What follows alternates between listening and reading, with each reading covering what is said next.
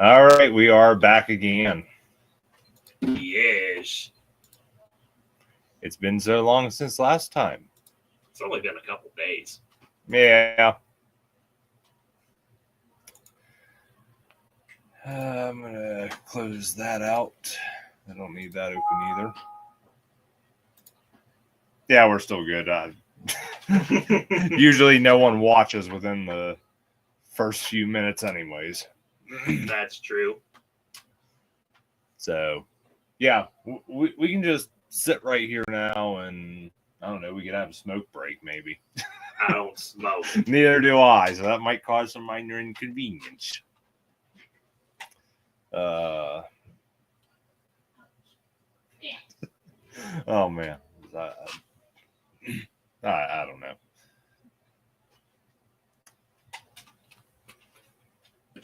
There's your hat. But anyways, while we're waiting, let's have a drink.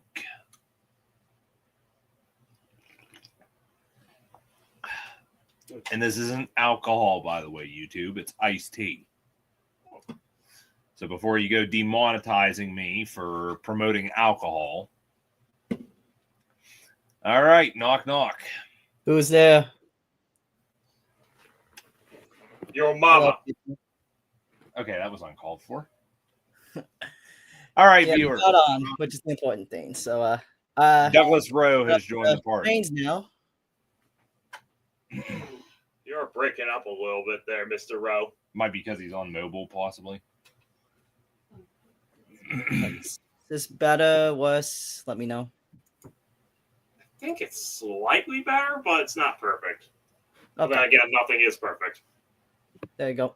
All good. Yeah. Yeah.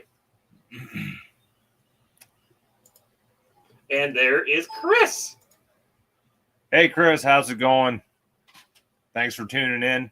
You know, if you want, I can send you a link and you can be part of the show. Always happy to have more join the party. Well, sometimes. Yeah, just depends on the person. Even I need a break from you once in a while. Sometimes. You could say the same, though, I'm sure.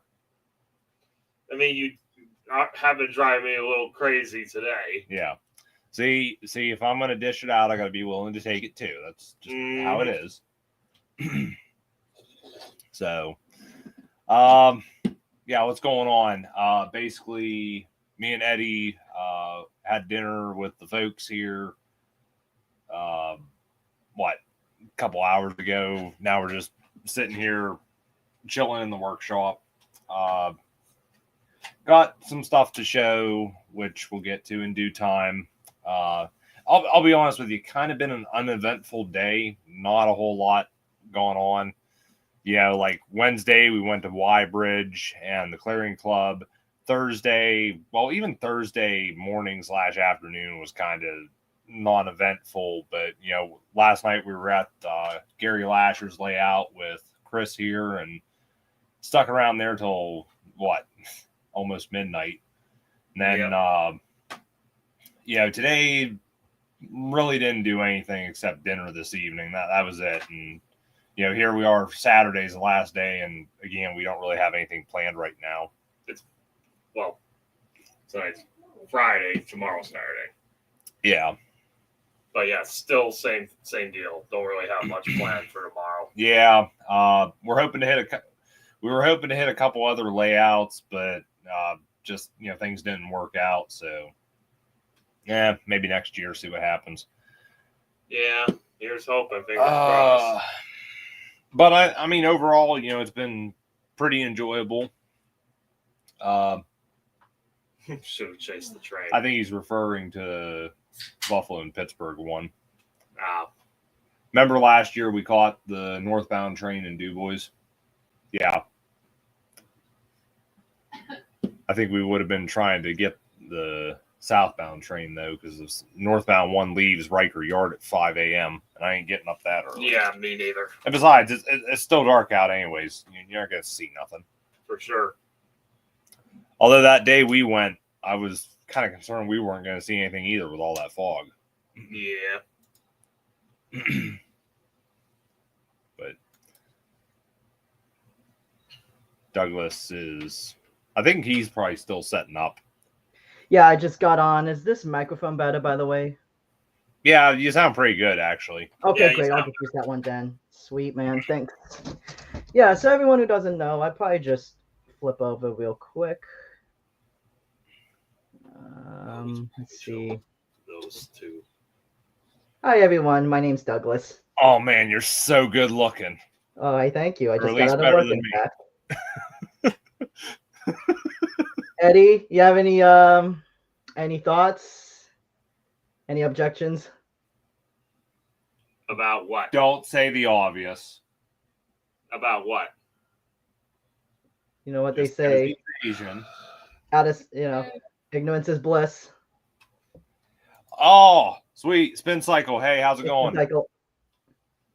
I need to put my clothes through a spin cycle.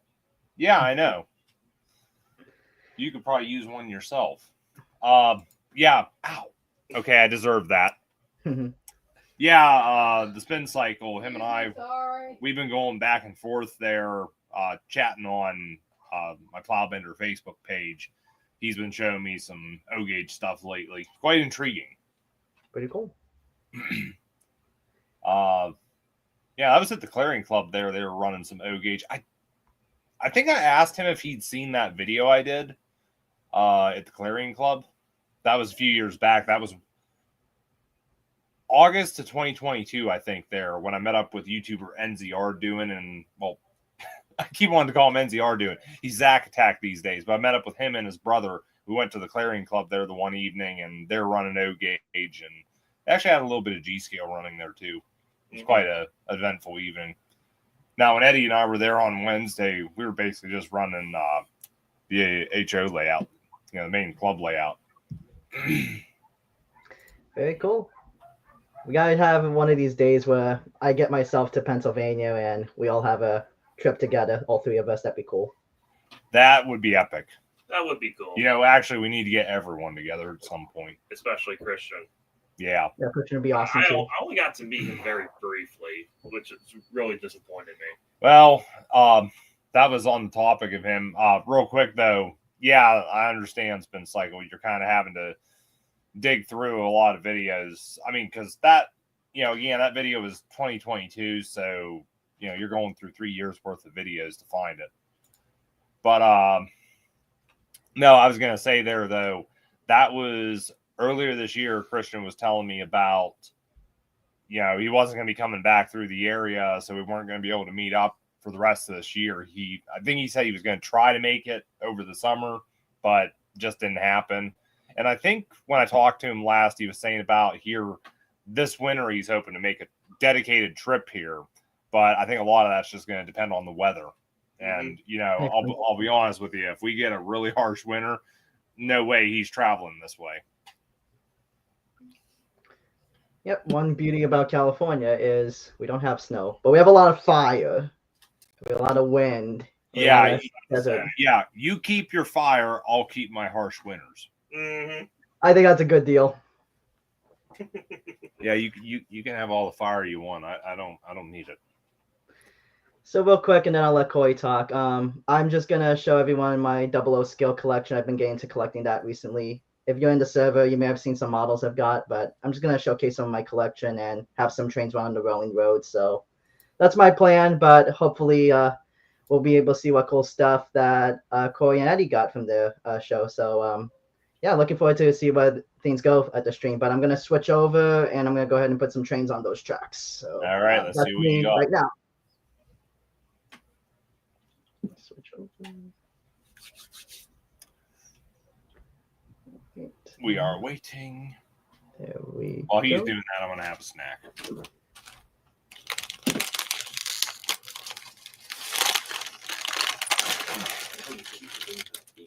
Yeah, you and your mother, buddy.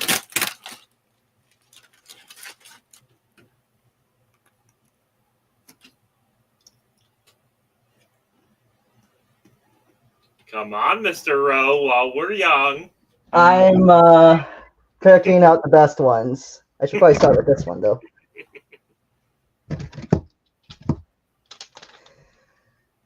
Beautiful model. Can't wait to take this one out. And rest in peace, Hattons, by the way. But very happy to get this one. Happens. Gone before its time. Yep. Get this out.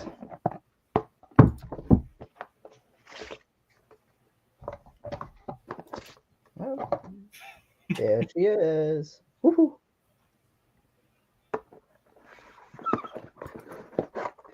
And if you're into British preservation, I bought this specific one because it's a preserved example.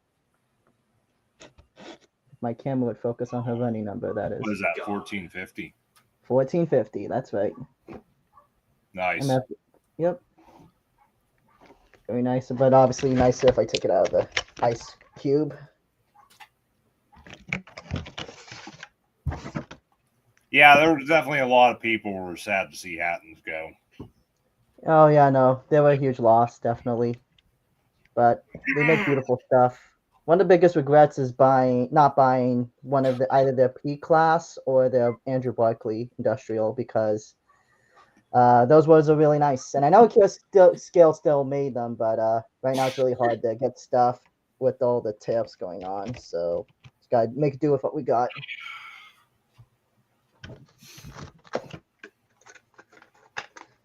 Gorgeous model, by the way. I'm not sure how well Dapple would do with their new one, but it'll be interesting. Well, that's DJ Models, isn't it? Yeah, DJ. From what I heard, and I quote me if I'm wrong, but Hatton's commissioned DJM to make this model. Yeah, because to be fair, the one that Hornby has dates all the way back to the Airfix days. Yeah, so like, I do actually have a Hornby 14XX. It's okay, but it's a very aged tooling. Well, it's at least 40 years old, actually. Yeah. Wasn't Airfix or something that inherited the tooling? Well, it was Airfix first, and I believe Dapple actually had it for a very brief time, but then Hornby actually ended up getting the tooling. Hey, Ricardo, how's it going? Hey, Train Man. Good seeing you, Ricardo. Actually, that's Trains Mania 2023. Trains Mania, oh, bless me. I just read that through the chat, so thanks. Yeah, ain't that the truth? Blades. That's a really nice. Yours is Airfix, isn't it? Yours is, yeah.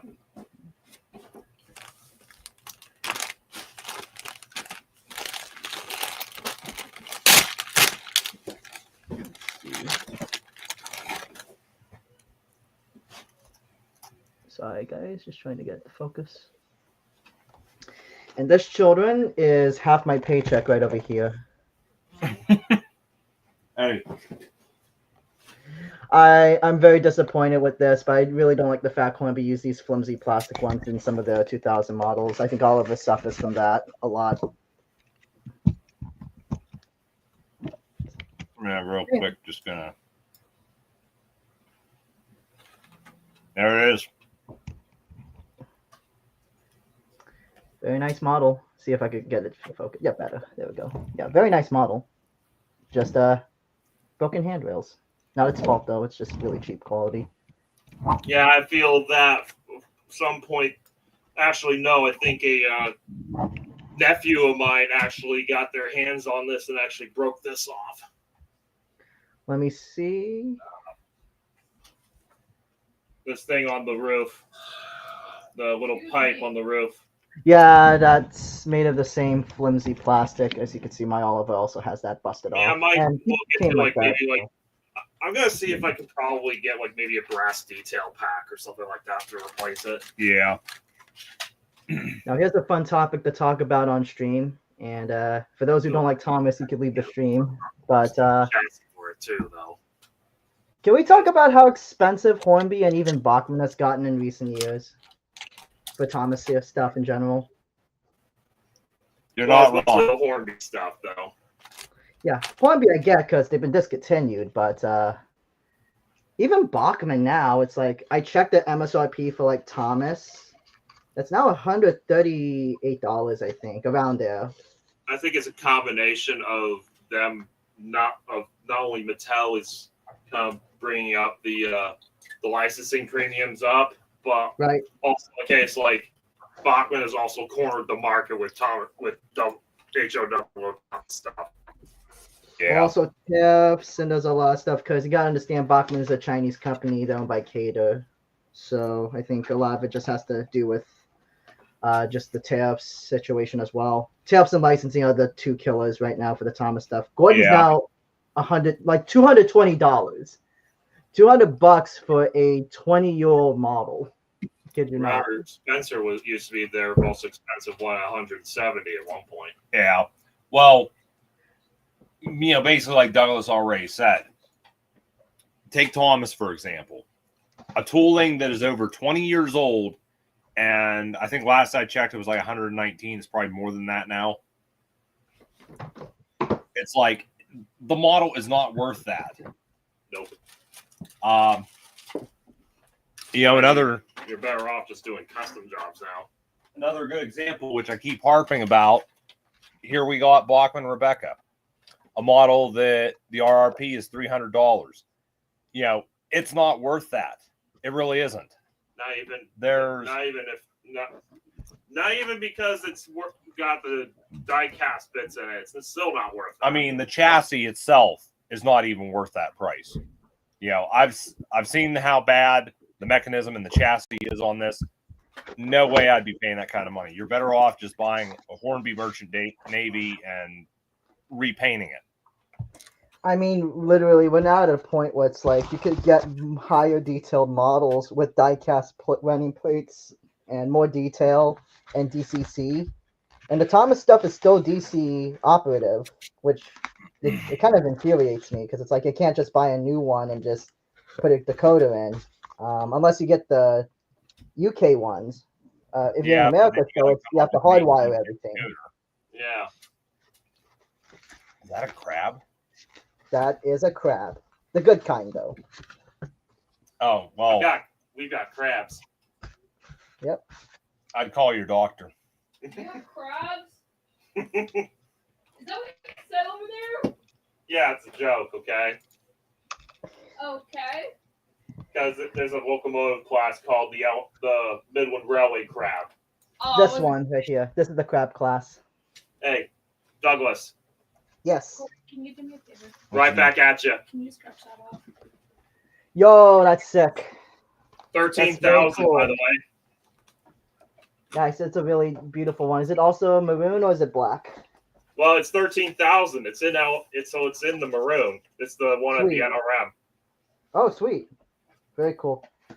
Yeah, mine is 1398. Right over Ladies here. and gentlemen. Thank you. No. Oh, Yeah, hello. Hey. Who's this? Yeah. Wave to your audience. Wave to your audience. I hate you. Hello, Miss Gorgeous. Great seeing you here. Try the corner now. Throw my face to Pokemon. Hi, Jenna. Good seeing you. I don't know why she's so camera shy.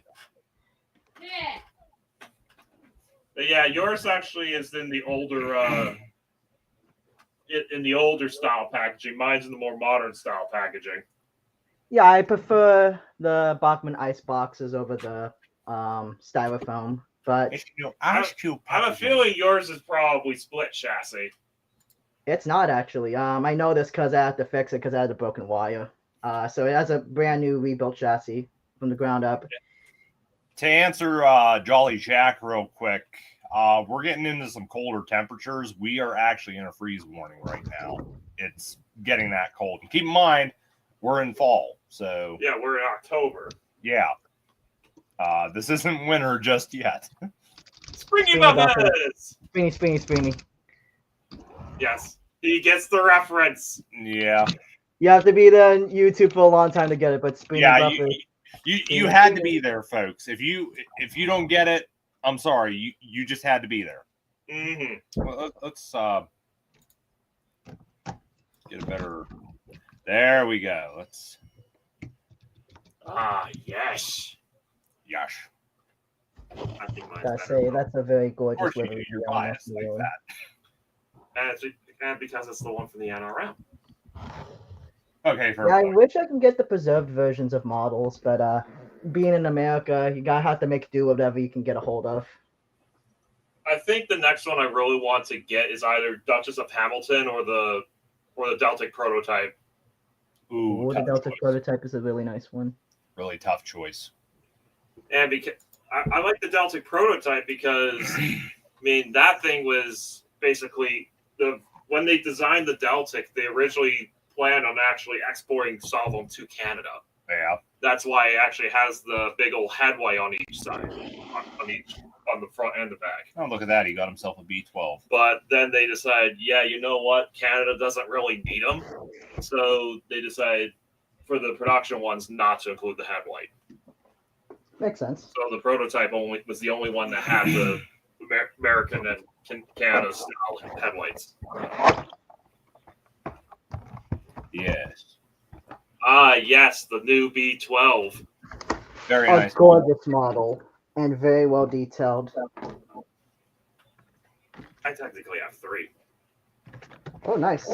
Yeah. I mean, I've got the old tooling. Well, I've got the last of the old tooling. I've got an earlier version of the old tooling, and then I have the chassis from the earliest one from like the late 60s, early 70s. That reminds me, we got to dig that stuff out here. Yeah. Well, that Very one, nice. you're gonna still work on. Yeah. It's just the Glenn I have to send out. Somebody's gonna have to enlighten me here because I'm not as familiar with the B12. To be fair, they didn't really look completely different because when they were originally built, they were called the Great Eastern Railway S69 class. Okay. And basically, the major differences was the fact that they had a bell pair firebox and they had skirts right there. Ah, so less of the wheels were exposed then. Yeah, but when they became well, actually, some of them actually still retained the skirts, but most of them had the skirts removed just for ease of maintenance. Yeah. And for the most part, from what I understand, almost all of them were changed over to the more traditional round style firebox. So I think a couple of them still did retain the bell pair style, but not many. I like the red details under the boiler there. That I know. Yeah, that's that's like the rods and stuff like that. yeah. I mean, It's not like they move though. yeah, but I like that little have extra it attention on to there. detail because it also helps to break up the green a little bit. For sure. I mean, same with the pinstriping you got right there around Absolutely. the frames and such. Very nice. Oh, it's a gorgeous model. And when I saw this one, I had to get it. It came with the D16 at the back. If I would let the camera focus. Ah, yes, the Claude Hamilton. Oh, Yep. yes. It's Well- surprisingly gorgeous in Eleanor Black. I didn't look. I was gonna sell it, but then I went to service and I'm like, this is too nice to sell. I mean, I know for the longest time, 9462 was. I mean, the fandom had pretty much believed that he could be a B12, but nowadays, not so many people kind of think that way because if 9462 was a B12, he would still be in the Great Eastern Railway condition at the time because it was the 1920s. So they would still have the bell pair firebox and the skirts on the side, which doesn't exactly completely match up with what we saw in those illustrations. Yeah. But I guess I'm kind of one of those old-fashioned people. I still like to envision him as a B12. It's just, unfortunately, due to certain people, that idea has kind of been sullied a bit. Yeah. Yeah, I think it's best to just keep it at that. Less said If you about guys know, you know. Less said about that, the better. Exactly. I agree. with that statement. I think the splashes are plastic on those though, but the boiler's die-cast, which is impressive. No, honestly, Jack, that really doesn't work. Well, actually, no. The B16, yes, that could work. I'm sorry, I misread that as the B. Want some? I misread that as B17. I'm sorry, because if you said B17, it wouldn't work because that was a post-grouping engine. They didn't come around until the 1930s. Yeah. Edward and Gordon, that took place during the 20s, so they didn't even exist then. But the B16, that I can see. It's got a lot of nice detail to it. It does. I really do like the newer tooling. It's just I've heard bad things about it, like in terms of reliability. It's the problem. You mean performance? Well, reliability. Like I've heard people like only like a week or so after getting the model, the motor burns out. Yeah. Well, if I remember right, I think Hornby has had problems with the particular motors those have. Mm-hmm. Yeah, mine is not bad though. It worked out pretty well for itself. I bought this is an early one, and I know the earlier ones in Apple Green don't have that problem, but it's you're right, that's the later ones that had issues. I know for the longest time I kind of was envisioning 87546 being a Raven A2. That'd be cool. Because not only because I really like that class, but also just the shape of it actually matches up with the illustration quite well.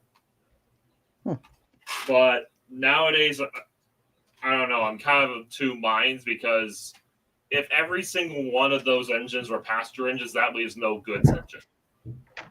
Yeah, one of them has to be a goods engine. Illustration. It would make no sense for a railway to have nothing but passenger engines. Of course not. Question: does anyone need a drink?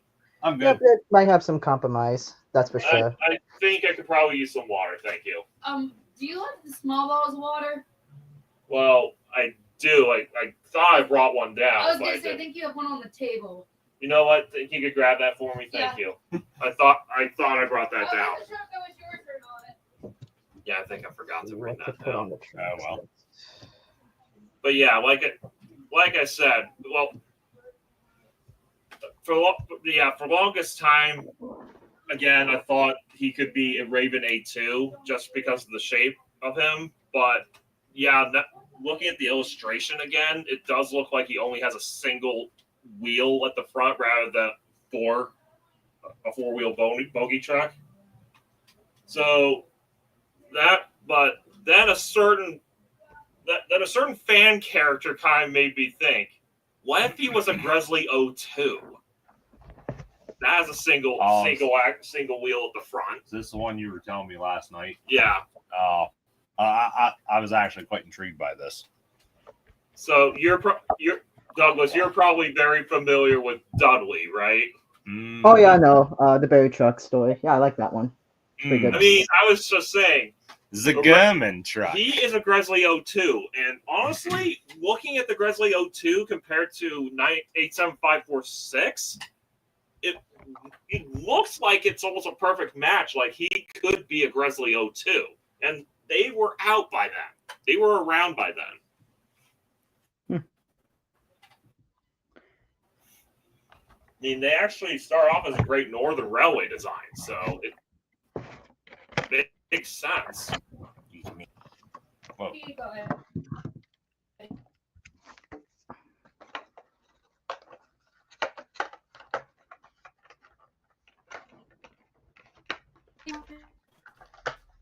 So yeah, and honestly, Resident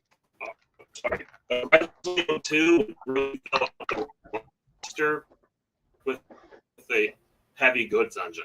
Yeah. So it honestly makes a lot of sense. It would have probably come with. I know Rexeljack had put forward the idea of being a great central railway Pacific, but I think Douglas.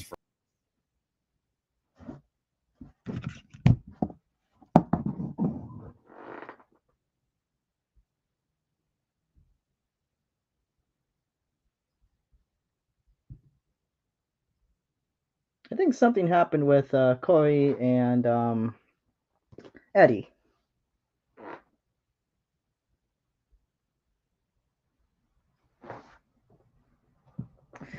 Well, in the meanwhile, I guess I'll be the one continuing the stream. This is a Sentinel, the 6-wheel type. Pretty cool one. Nice little blue paint scheme with the hazard stripes. Gotta love my detailed trains. But yeah, hopefully they come back soon. I'm not sure what happened to them, but yeah, hopefully they're around. Let's see what else we could do. Maybe as a question for the people at home, what's your favorite type of locomotive? You like steam? You like diesel? What kind of class of engine do you like? Leave it down in the comments. That'd be pretty cool.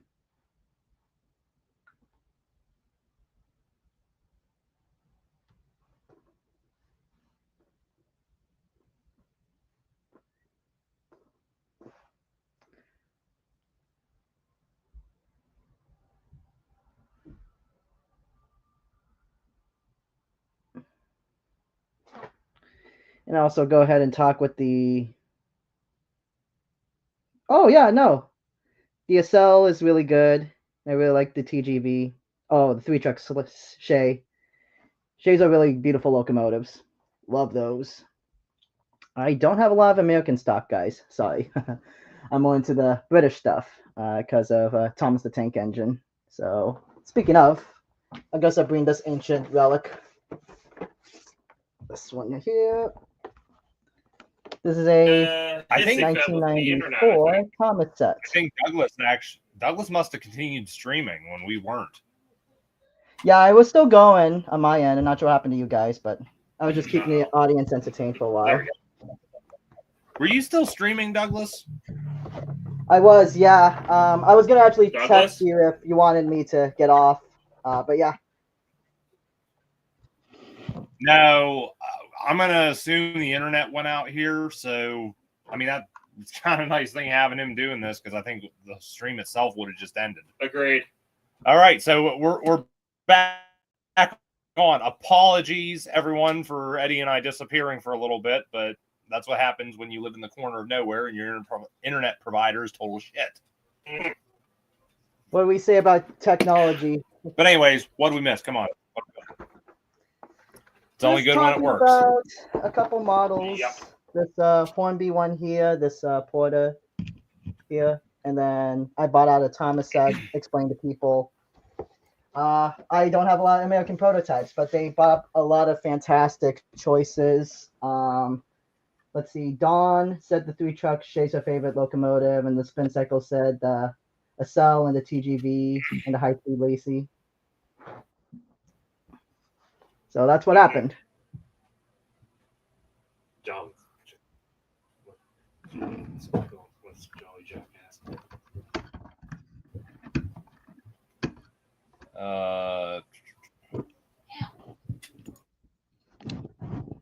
So here's Thomas, the Hornby one.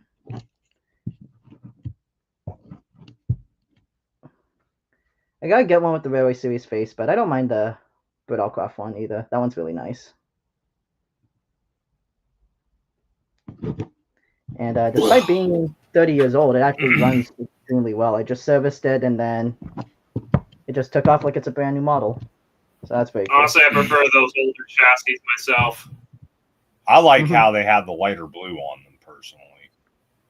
Yeah, the later versions are definitely better. Is the Yeah.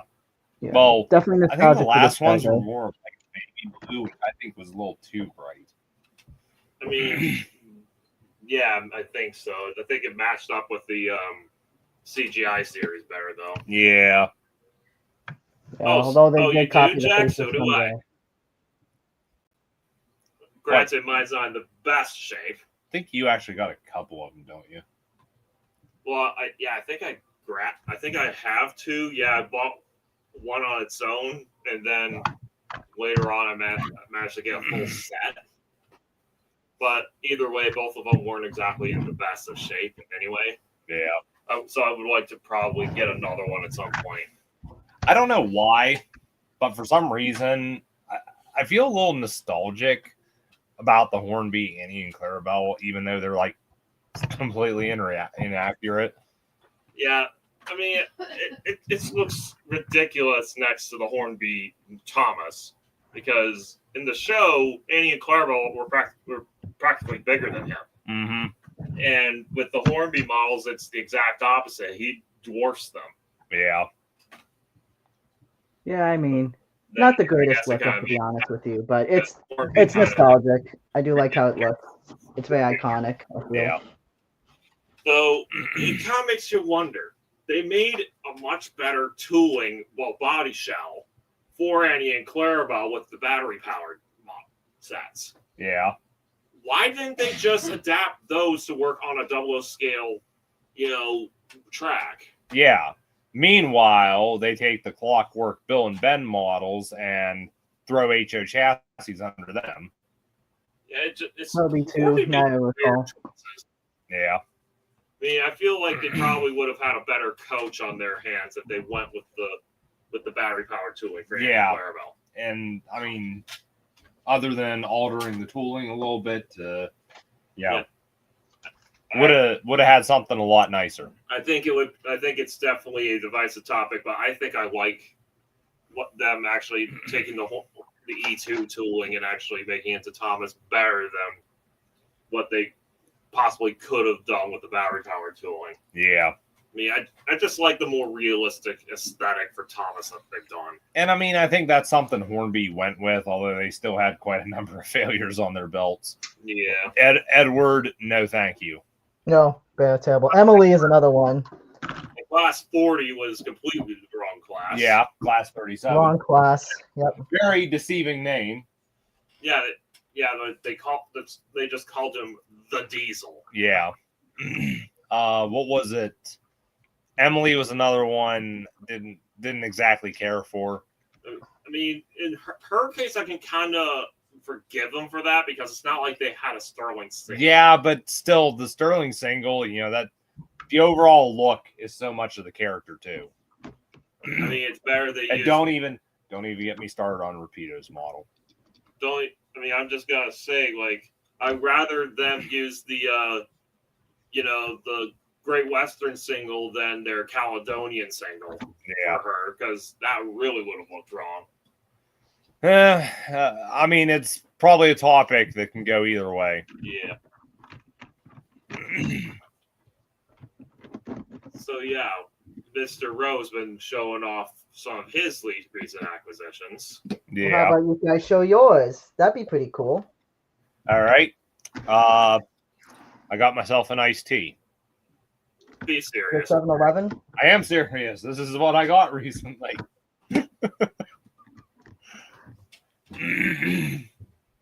Now, okay, you have the floor ready.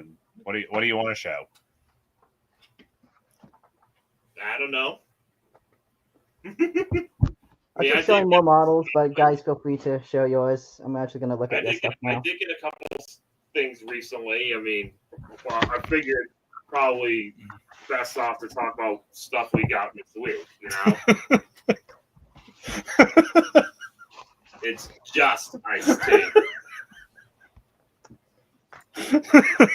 I'm pretty sure it's just iced tea, man. Knowing Spin Cycle, knowing Corey for so long, I kind of agree with you there. Nothing personal, man. Just spitting facts. Mr. Rowe. Uh-huh. Right back at you. Yes. Oh, wait. Let's see. Is that You said that is actually... That model has actually appeared on YouTube somewhere else. Sweet. Oh, it's a black one. Nice. And you have Diesel's face, which is even cooler. I actually have the Hornby Diesel as well. It's an all-right model. I was trying to get a damaged Hornby Diesel just to rob the face, but the seller was like, the seller wanted like $150 for him For a damaged model. Yeah, so I was. Well, actually, no. It was only the shell and it was damaged. And he wanted like $150 for him. I tried to haggle with him. Hey, would you take like maybe $70 because again the shell is damaged and you don't have a chassis for him. And he said, yeah, hell no, I'm sticking with 150. These people think they're sitting on a gold mine. Yeah, just because it has Hornby and Thomas attached to it. Oh, money to them talks. Sometimes it doesn't talk well though. Yeah. Nope. Gotta say though, gorgeous model. BR green and all that. Yes. Yeah, the later version with the. If that was mine, I'd just spray it black anyway. Oh, yours was green anyways? Yes. Got it. Yeah. Metal handrails. I just wanted to get one that was already BR black because I just wanted Diesel to be in BR black. And you know, less hassle that way. That is really nice. It does look nice, yeah. I like I just like the green with the yellow hazard stripes. Oh yeah, definitely really nice. My little handrail broke down. But that's the only bad thing about it. The tooling is too. Yeah. I mean, I believe the Bachmann's tooling is at least 30 years old. But it's still 2001 I think is when this came out. 2000 or so. Well, still it's like 24 years old. Yeah, it's an old tooling, don't get me wrong. But it's really nice. And it has a nice 5-pole motor and runs great. So I like this model. Jack, that's a question you have to ask yourself. Which red engine? There's 2 of them. Actually, no, 3 if you count James. Yeah. All right, let's see. All right, well, might as well show this one off because I know I will never get rid of this one because it's tied to a friend. You've seen this one before, guys. It's nothing new, but I'll bring it over. Honestly, I think honestly a Lancashire or Yorkshire Rally engine probably would work for that one. Lancashire and Yorkshire Railway Dreadnought class is what I think would work for the red engine in the shed. Makes sense. Yeah. Honestly, if Rapido or no other manufacturer makes a solid E2 model, I might just take this and put a Thomas face on it at some point. What, that? Yeah. Well, I'm not going to mod it. I'm not going to paint it in blue. I just think of just smacking a Thomas face on it since it's a figure close enough. I would just get a 3D printed shell and slap that on a Ginty chassis, to be honest. Ginties are hard to find, and panniers for that matter.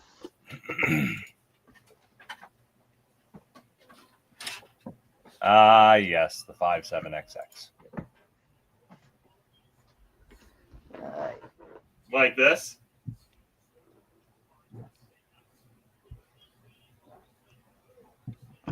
I actually went ahead, Eddie. I don't know if it's sin or not. Maybe you guys could put it in the comments, but I opened up the detail bag and I put some of the parts on there.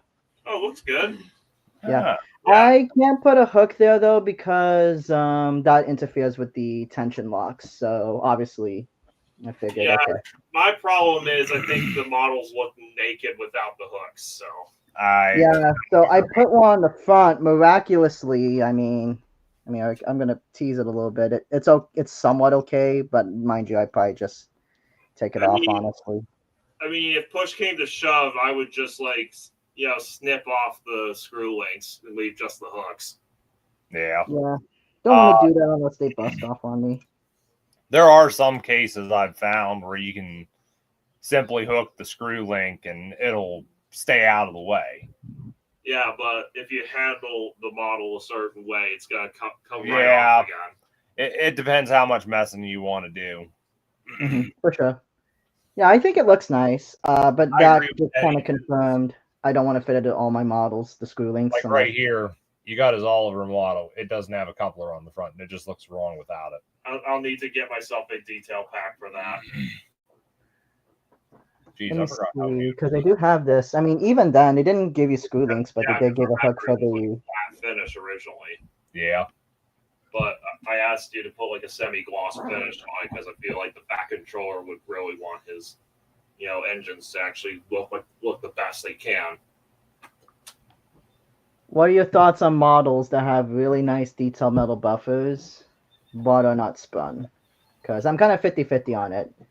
I don't care Yeah, for sprung buffers. I like the sprung buffer detail myself, but it's kind of at the end of the day, it's not a detail that's going to be used very often.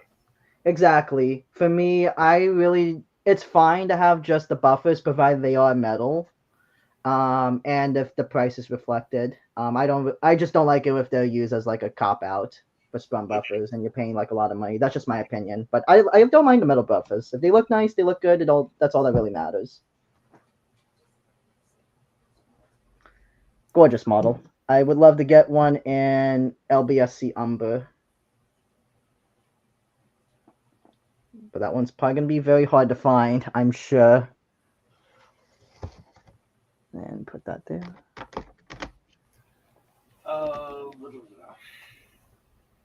And then put the 14XX here. Actually, thinking about it, my preferred red engine would actually kind of be an interesting one. It would be the Midland Railway 2511 class, which is actually a 260 that was built in America. Ooh, pretty cool. Damn Americans. And it actually has a sloped front footplate, just like the illustration. Oh. Okay. Not gonna take this out of the box unless people want me to. You can put down in the comments, but it's an IVAT. Yep, here we go. Midland Railway 2511. Oh, you have one of those? A class of 260 steam locomotives built by the Schenectady Locomotive Works in the United States for the Midland Railway.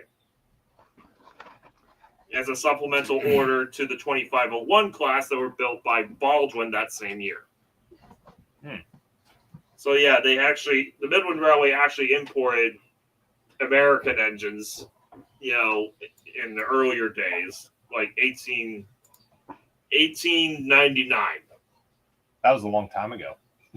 But of course, unfortunately, they did not last long because they did not use standardized parts with anything else that they had.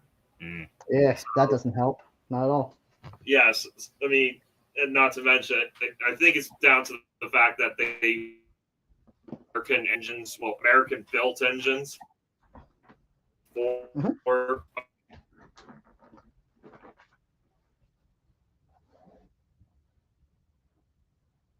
Can I hear you guys? Let's see.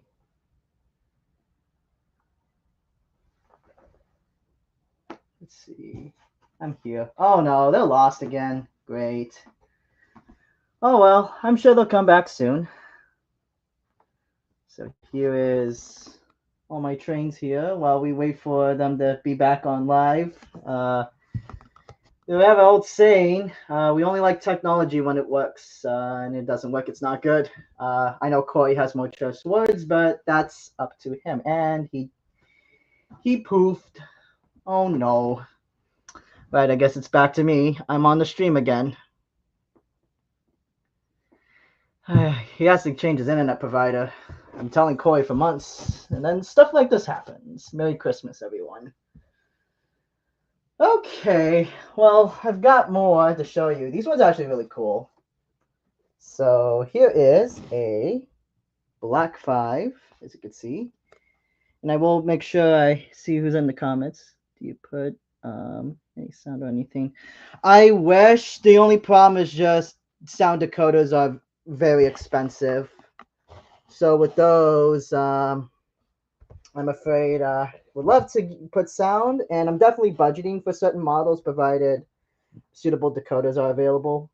But it's one of those deals where I have to wait for the right time and the right place to purchase some good DCC Dakotas. I mean, I want to do DCC anyways because a lot of these models are DCC ready.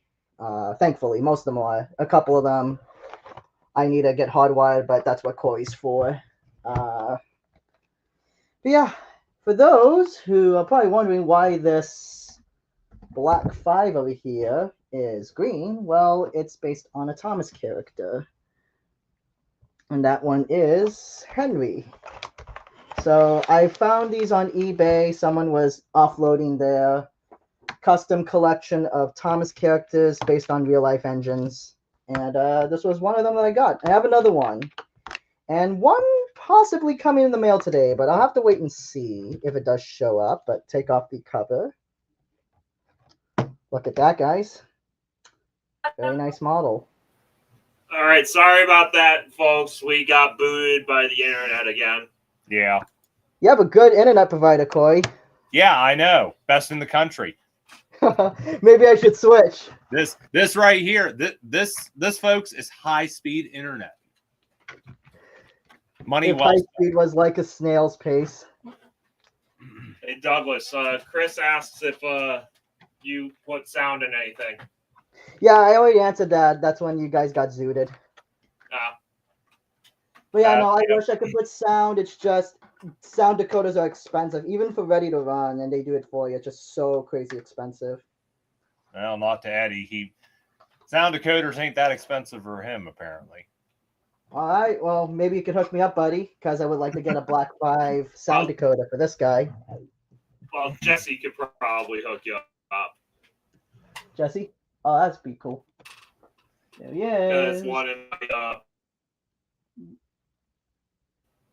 I'm going to see if I can focus better, because this camera, I have to manually do stuff, which is For a annoying. second there, kind of lost connection. Yeah, I thought we were going to get ticked off again. Yeah, that wouldn't be Hang good. on. It's Oh, come on. okay for a second. Adjust the Yeah, settings. it's okay. Never mind. It looks like we're good. Yeah. Okay. Yeah. Technology is only good when it works. When it was. It's utter garbage if it decides to rebel. Mhm. Yeah. And with that, I'll take a drink. My camera's not being responsive. It's not letting me focus, which is annoying. Oh, there it is. Perfect. Okay. There let me we go. Give her that water, didn't she? There we go. Right there. Okay. Put this away. This box. Here's yesterday. Yeah. Yesterday. I gotta say, I am very happy with this one. It's a really nice model. I only realize there's a bit of an inconsistency. There's kind of an inaccuracy with that one. And that is? Well, honestly, it's the top feed. Your top feed's part of the dome, isn't it? It is. And I know that's separate on the Henry shown on the Railway series, but Yeah. you know what Audrey said? Henry's top feed is actually supposed to be in front of the dome, but it's supposed to be closest to the dome, I guess I'm Yeah. okay at the moment. according to the illustrations, anyhow. Yeah. I mean, But still, I this think don't- that's a pretty nice model. I Oh mean, yeah, no, that's, that's great. that's why it took me so freaking long for me to get myself mine, because I was trying to get one with the top. Well, actually, no, the one with the forward top feed, not the one closest to the dome. Sorry. Yeah. And the fact they use LMS transfers for the number is Because very nice. the forward top feed ones come up very rarely, so One of those deals, I'm sure the seller commissioned a Twitter user. His name is Arlo or Scarlori Boy. He made these models for him, and I bought him and another engine and maybe another one that's gonna come in the mail soon. It's supposed to come today, so I'm keeping if on you tab got for my all, I'll be eBay very packages. angry. But yeah, no, I'm very happy with it. And the Black 5 from Hornby, disregarding the neon green, it's a really nice model. Again, has the spin buffers that's going to make someone go hyper inductive, whatever that is. But anyways, gorgeous handrails, 3D printed detail, separately for the parts. And the faces are really nice. You got After all you- over that chip. You That's what use thought- the Bachman eyeballs for a broken Bachman Henry to fit to the model. And that's really nice. So yes, we gotta make room for him now. I'll just move some stuff out of the way. What? If there's something I really don't like about this model, and it's just probably the artistic style they went for, 5. I really don't care for the fact they painted the interior of the tender and the cab interior green. Yeah, I kind of wish they kept the black. I'm the same. That doesn't look right. That should be black. Right, yeah, it's supposed to be. And then that area there, at least this area, I think that should be black as well. That part of the tender I can forgive. Okay, yeah, because, I mean, you can kind of argue stuff. That's real cool. Again, in the TV series, that part was black. Yeah. I mean, coal's nice. so I'll to give be it that. fair, I think the Hornby Henry was like that too. So Yeah, you can forgive that part. I just kind of wish they kind of kept it black. As... yes, I left it at home though. You leave everything at home. Well, I have too much. I brought too much stuff as it is. Yeah, I know. That's like I told your mother there when I was talking to her. I'm like, he can leave some stuff at home, right? Mm-hmm. But I'm planning on getting another one of those carrying totes, so I might be able to bring more next week. Yeah. Next year. Next week, geez, man. I don't know. I would love to come back next week. I don't know if I'm ready for you that soon. Ooh, what do we got here? Just some faces. Ooh, awesome. So one thing I love about the seller too, they commissioned Executions and Thomas Tank Merch to make some face plates for him. So we have a tired face. Oh yeah, of course you take his side spin cycle. Shocked face. I'm gonna see what's going on in the chat. I like to see drama. I was hoping to be able to take this guy home with me this time, but he still needs to work on him. Yeah. Well, at least I got him repaired. Well, until he shorts out a layout. Yeah. As Chris would know firsthand. Yeah. You did that before, Corey? Yeah. Pretty Sweet. much. Is it just Nice. here that his faces look a little too dark? Depends Yeah, what you're looking for. I think they could have been a little lighter in color, honestly, but they're nice. I really like the fact on some of these that the camera would focus. I hate. They gave it rosy cheeks, kind of make them look hot and bothered. My goodness gracious. There was also these right here. Yeah, I know those got to be done. Let's see here.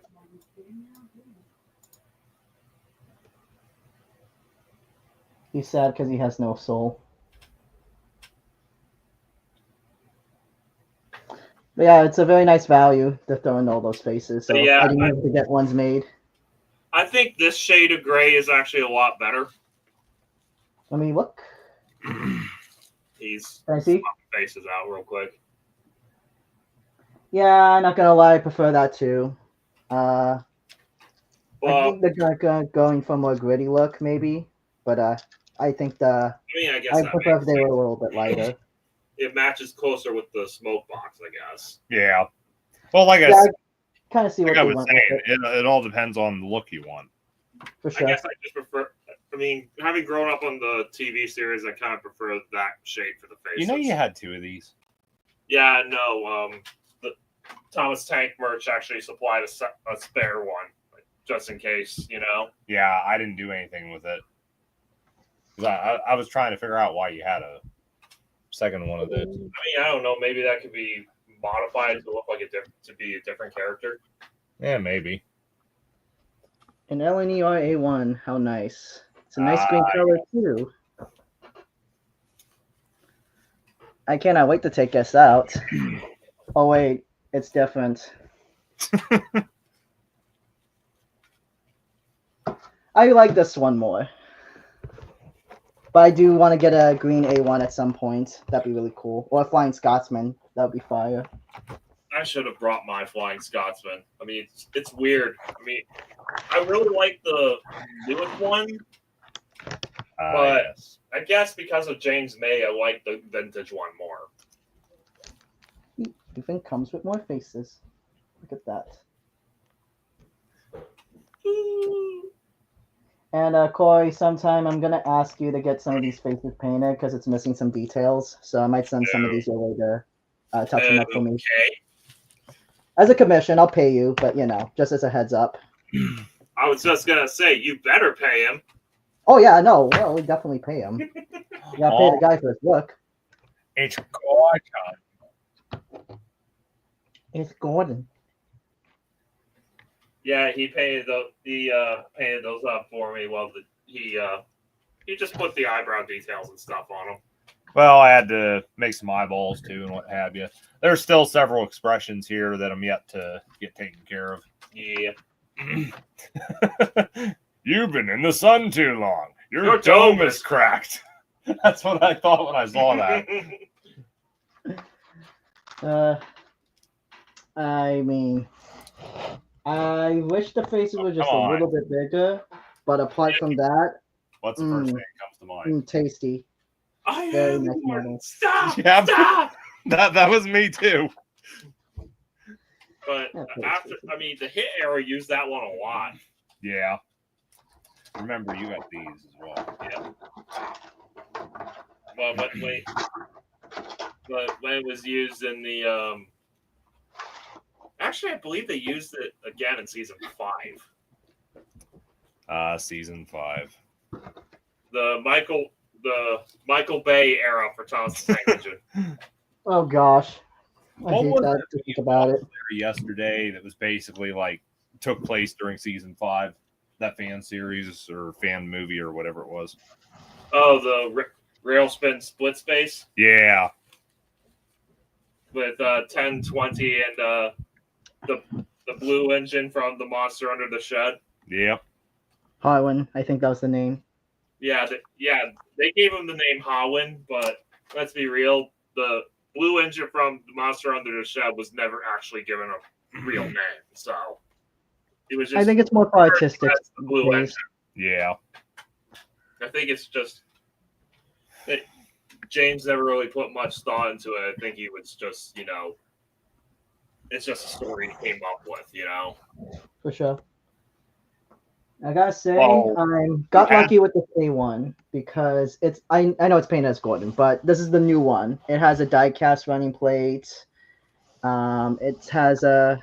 I think the mechanism got improved as well, and it has a firebox glow. Which once I get a power track going, I'll show it running later if we have time. But he doesn't have oval buffers. Well, sorry, rectangular buffers.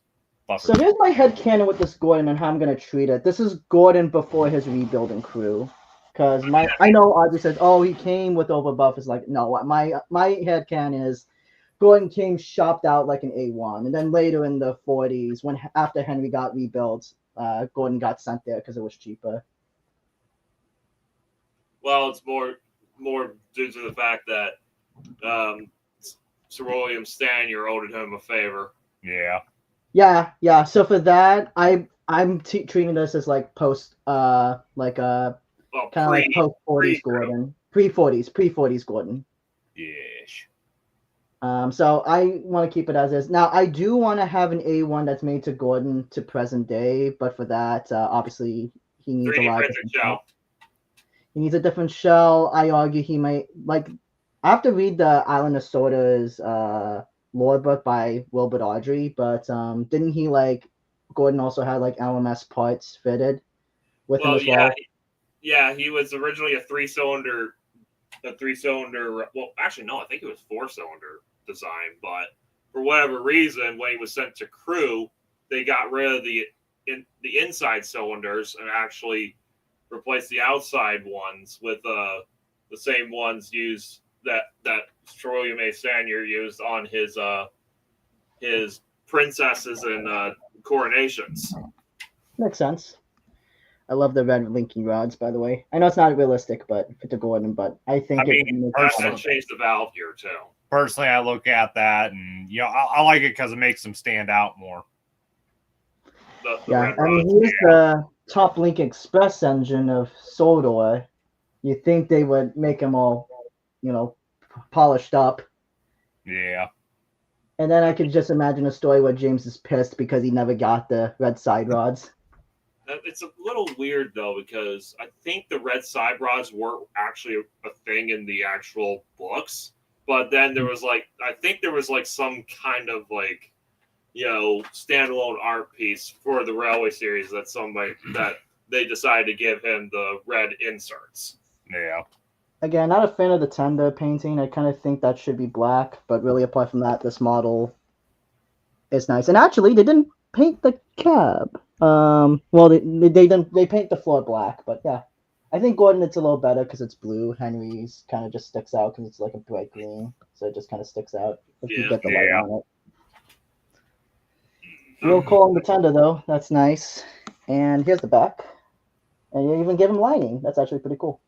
When I eventually get some of these bigger engines done, I kind of want to go with a cream interior for the cabs, because I heard that the cream color is actually a better heat deflector, so it's better on the cruise. Yeah. And I don't think like most of the railways actually implemented that. I think it was more of I believe that was mostly a southern thing, a southern railway thing that did that. Well, actually, I think some LMS engines did it too. Yeah. But again, I feel like in later years they probably would want to make the crews as comfortable as possible. So that they're not like getting tortured with the heat and everything in there. Yeah. So I feel like the cream and I think the cream interiors will really pop too. Yeah. Against the bright colors. Yeah, you'd be able to see them a little better. I mean, that's not something that was ever done in the books or anything like that. But I feel like, again, if they're going to be using steam engines for regular traffic, again, they're going to want to, make some changes to make, again, the crews are going to be, as comfortable as possible and not going to be like, swaying their butts off or anything like that. Oh, I know. Keep the crews happy, I noticed the crab there has a tan interior on it. Oh yeah, the crab actually has something like that. So yes, some Midland Railway and a good few LMS railways did. And personally, I think that looks great. Exactly. So to basically implement it as you want to do, exactly. I think that'd be nice as well. But yeah, have you seen the sad story of Henry the Engine? Yeah, definitely have seen that. Honestly, that got a few chuckles out of me. Yeah. And I'm still incredibly impressed by that O-gauge Henry. Yes. I mean, whoever made the model, they were definitely a Thomas fan. Yeah. I mean, well, definitely. Yeah, that's for sure. And the fact they also had a Tomix Henry in that too, considering the prices, the prices and the rarity of that too. Well, it was probably one of those deals. What's the budget, and can we make it work on that? And budget? What budget? We there's no budget. Just go crazy. Yeah. Yep. What's it matter? Well, my package is here. I'll be right back, guys. Ooh. All right. Well, in the meantime, I guess we show off some of our stuff. Yeah. What do you got? Go ahead. I've been hogging the show for too long.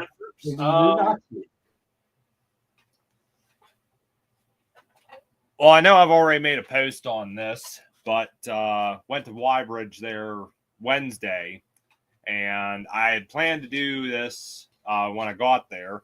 Was I wanted to pick up more of the 100-ton hopper kits, which obviously they're not going to have anything Pittsburgh and Shawmut there because I pretty much cleared all that stuff out. I'm just saying I'm going to go to bed. Okay.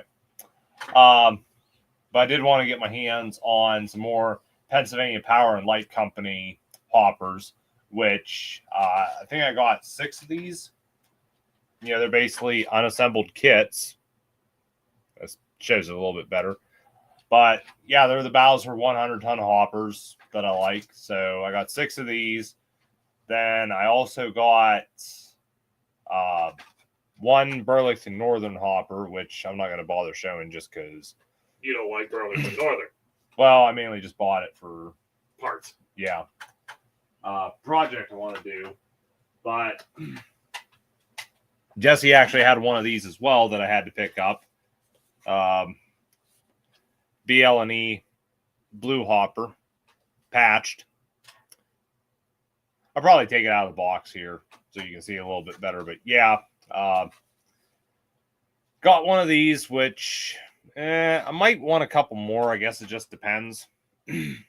But I don't know. I like the patchwork on the car. Kind of why I wanted one. Oh, and then also we went to, there it is. Went to the Clarion Club in the evening. I actually picked up something there as well, only because I could not get it at Y-Bridge. Got myself another LEF&C 100-ton hopper by Bowser. And again, it's a kit. But, yeah, like I said, Jesse at Y-Bridge didn't have any more of these, which I was amazed because he had dozens of them the last time I was in there. So they must have sold out pretty quick. Yeah. But, yeah, I got this one. He said he didn't have these. He said check with Raleigh at the Clarion Club hobby shop, see if they had any, because he knew Raleigh had actually got a couple from them. And when I went in there, there was 4. I think 3 of them were kits and 1 was assembled. So I went ahead and got this one right here. And I'll also be using that for another project I want to do. Yes. But, yeah, I mean, that was basically my haul of stuff from Wednesday. Eddie got a few things as well, I believe. Well, I didn't get this one today, but I've had it for a little while, so Corey can work on it. Yeah, I'll be honest with you. I like these kits more than I like the pre-made cars because I just like putting them together. Yeah. Sorry to interrupt you. You were saying though. Yep.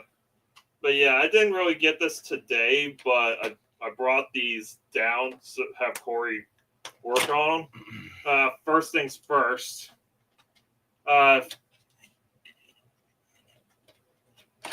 People might, if you're pretty knowledgeable about a bunch of Thomas history and stuff like that, this might look somewhat familiar.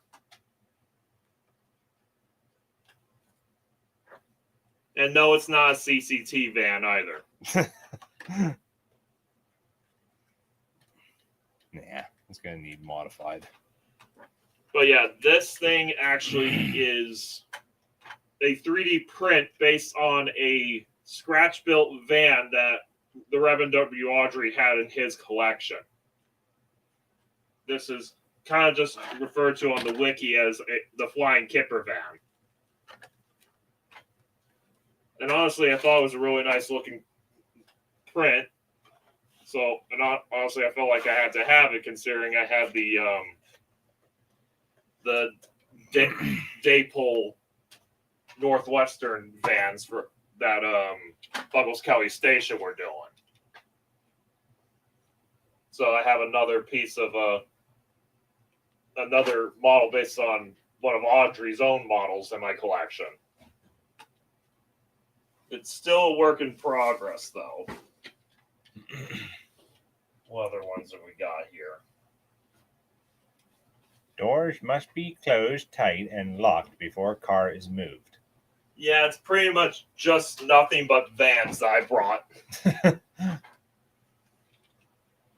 This one might be a little easier to place. This is a Linton and Barnstable van. Some of you may recognize that or what it's going to be. More likely it's going to... Well, I'm still sort of torn. Was thinking either going with the ones from season 4. Sorry, Eddie. The season 4 episode Fish, where it had all the graffiti on it, or go with the more clean one from A Close Shave. But honestly, with the buffer placement, probably is going to go for A Close Shave. Yeah, and get that classic face put on it too. Yeah, the big old gaping maw. And this is and this is another troublesome truck, but this is from the Railway series. This is actually the one from Dirty Objects. This is an LMS banana van. Dirty objects. And just look at that face. That is a face only a mother could love. You poor guy. He looks like a sad boy. He's a sad boy. Of course he's sad. He misbehaved and Yeah, he only cheered up after he smashed James into some tar wagons. I think Douglas is back, maybe. I think he's unpackaging his thing. Unpackaging his shipment. Yeah. Fell from the nest high up in the ugly tree. Yeah, ain't that the truth. Yeah. That's very much that banana van in a nutshell. There he is. So, yeah, basically, here's that BL&E car. Took it out of the box. Yeah. Oh yeah, you got that at the Clarion hobby shop, right? No, this one I got from Jesse. Oh, you got this? Well, may as well show the one that I got from Jesse too. Yes, it's $2 box car. Yeah, the Katie's on this, according to Jesse. I mean, I got this for $2. The Katie's are worth at least $10. And as soon as I got home, I took these plastic pizza cutter wheels off and put on some Walther's 33 inches that I had laying around. Very nice. Okay, I'll be honest, Chris. It at least needs to have a dull coat on, but I think you might be right. I think it could use some weather. I think he was talking about this. That too. You want to see how good this car can look weathered. You got to look up the video he did on his channel. Again, I think this will look good weather too. Now at least dull it down a little bit. Yeah, it looks a little too plasticky. I mean, this though, being it's an assembled car, it's all right, I guess. But I'm still gonna have to go in. I gotta modify the bolster area on this. Oh, I'm sorry. I'm just looking. He got him. He freaking got him. Yeah. Dang you, Douglas. As soon as I got home, I was gonna see if I could purchase that. I gave him an offer and he didn't refuse. Same guy who made the Gordon and the Henry back there. You better watch it, Douglas for like a lot of money though, if I recall. You better watch it, Douglas. You go to sleep one night, he may end up being gone the next morning. Well, I hope not. That wouldn't be nice. And he'll probably end up in my bedroom. Well, this is going to be his reaction if he ends up in your place. I didn't plan that. No, he'll have a happy face like that. By the way. This will be his face when he ends up in my room. Can I see? Hold on. I like that. That face on the 14XX there. That's funny. That's hilarious. Seriously though, I hate you. Oh, don't be like that. I love you. Ooh, the plates are etched actually. That's nice. Oh, shut it, Spin Cycle. My jealousy is incomparable. You'll live. Spritty. Is it just me or do I see a quality control issue here? What, flashing? I don't think those slope sheets. Oh, I thought you were talking about my model. All good. One major thing I'm looking at this model, and I know it's not the seller's fault, it's more of the Looks like one thing I would improve on this is just the roof. I don't know why it's green. I kind of wish it was black. That's the only thing I dislike about it. Unless it's a different angle. Let me look. No, it's green. Yeah, it's the roof's green. I just kind of wish it was a different color. Something tells me it probably was a different color, was sprayed green, and they sprayed the roof green as well. Probably. But yeah, no, I prefer if it was more prototypical. But I mean, it's nice. And it goes well with my other one. All I can say is to just, if you're not happy with the roof being green, take a black paintbrush and you'll be fine. And you'll Yeah, be I fine. know it's easy. Just Mask it off and mask use it, paint it on. But I don't think I want to mod mine for now until I have to know how to brush stuff. Quality control issue on a model train? Don't be ridiculous. It will be ridiculous. I've seen a lot of those, though, unfortunately.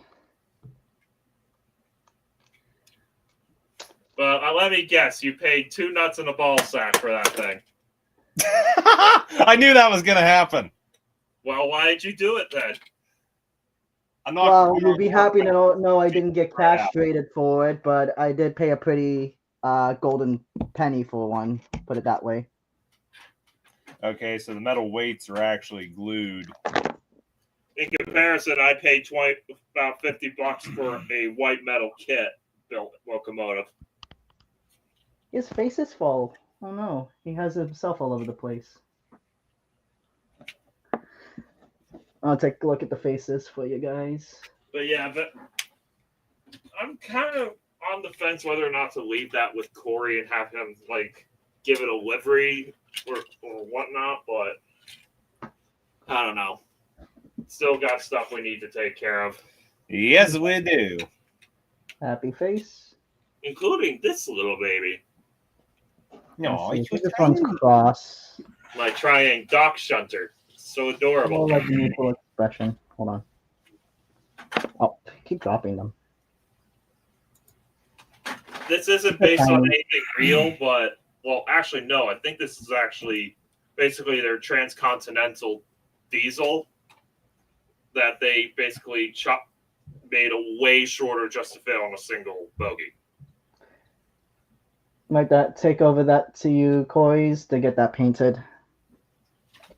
So yeah, but yeah, I honestly love it. I think it's really cute. I thought it fit well with my Bachman Junior Jack too. Yeah, let me take a look at that. I mean, it's vintage, so it's like 60s at least. I like how they did the wheels. With the ribs? Yeah. I don't know. Well, it's got pizza cutter flanges, though. Yeah. That's why it's here. To get those maybe ground down. Yeah, I'm very happy with these. I tried to order some fine scale wheel replacements for that, but that turned into a headache all on its own, and I ended up not bothering. It happens.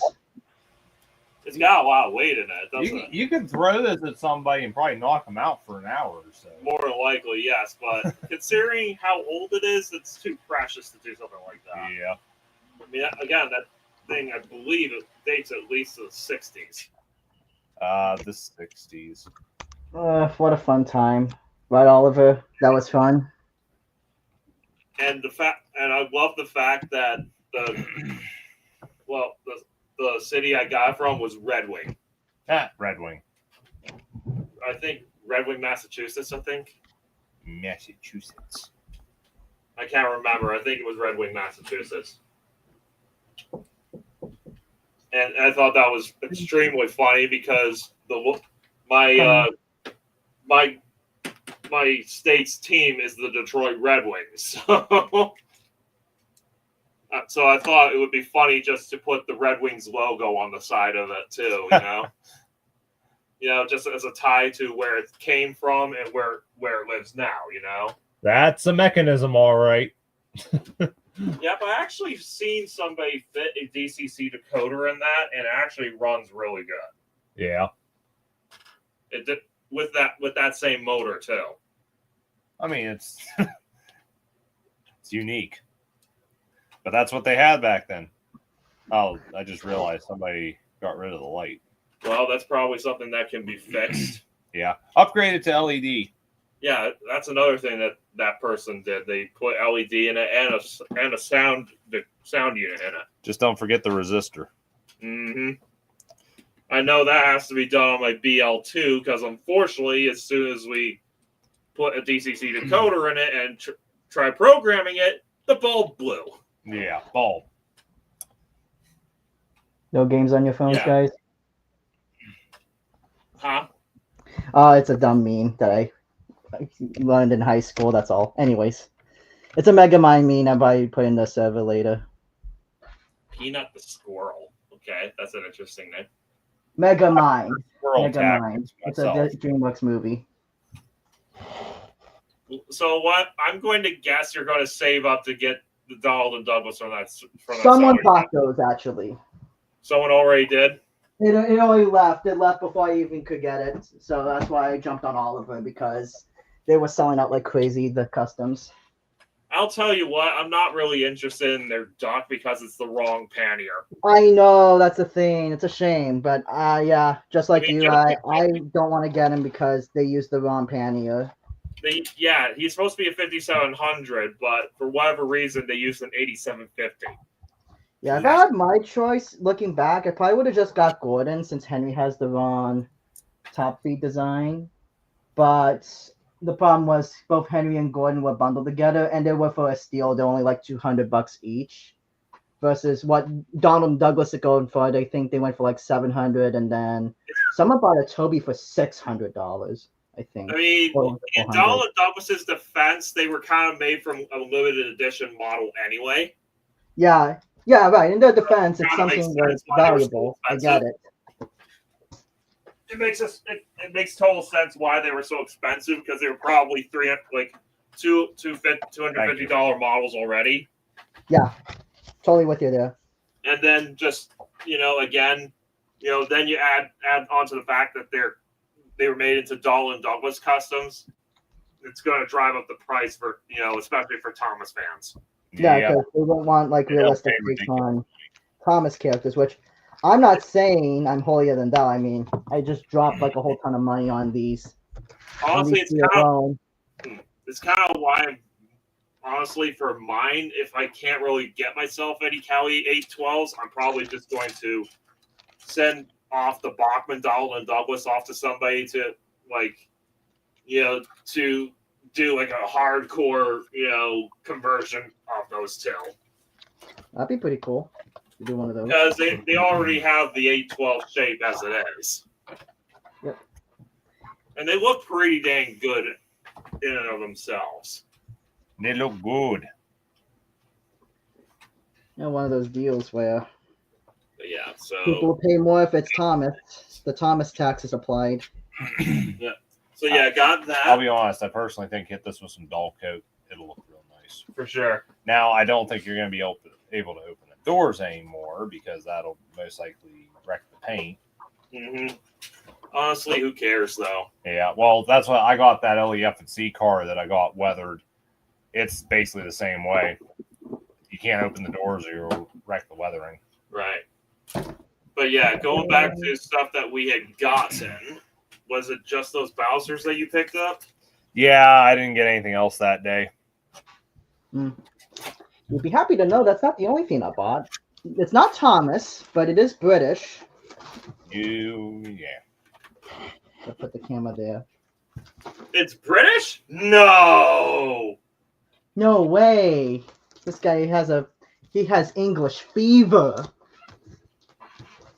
But yeah, so this is another thing I had gotten that day. This is a Grand Trunken Western gondola made by Atlas.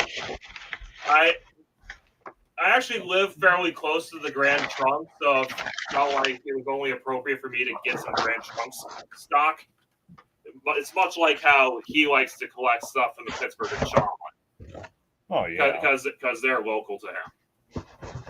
So, yeah, I may as well grab some Grand Trunk stuff. I would like to get some engines as well, but Is that the one you tried to haggle with Raleigh on?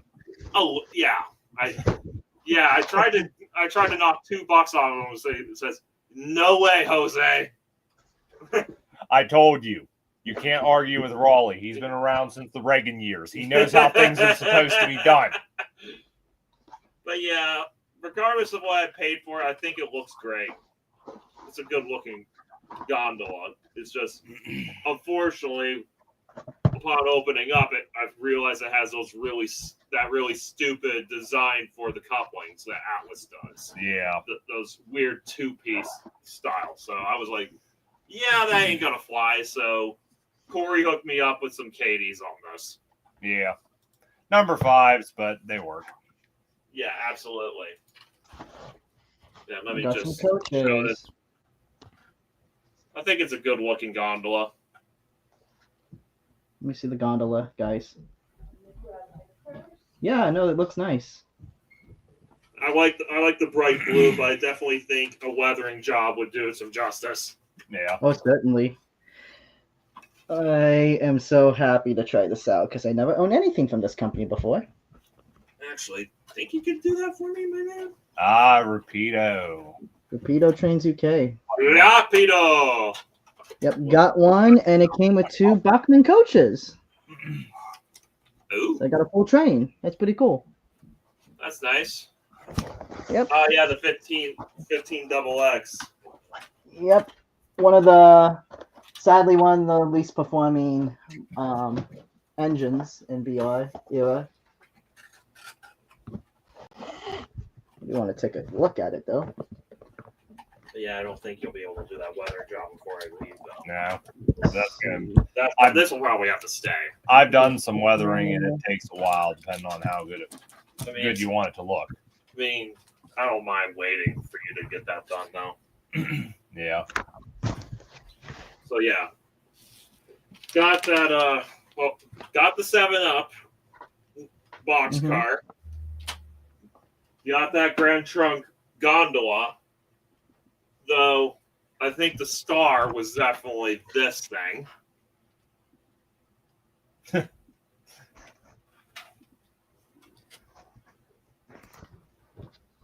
So this is a after ready to roll Amtrak GP40.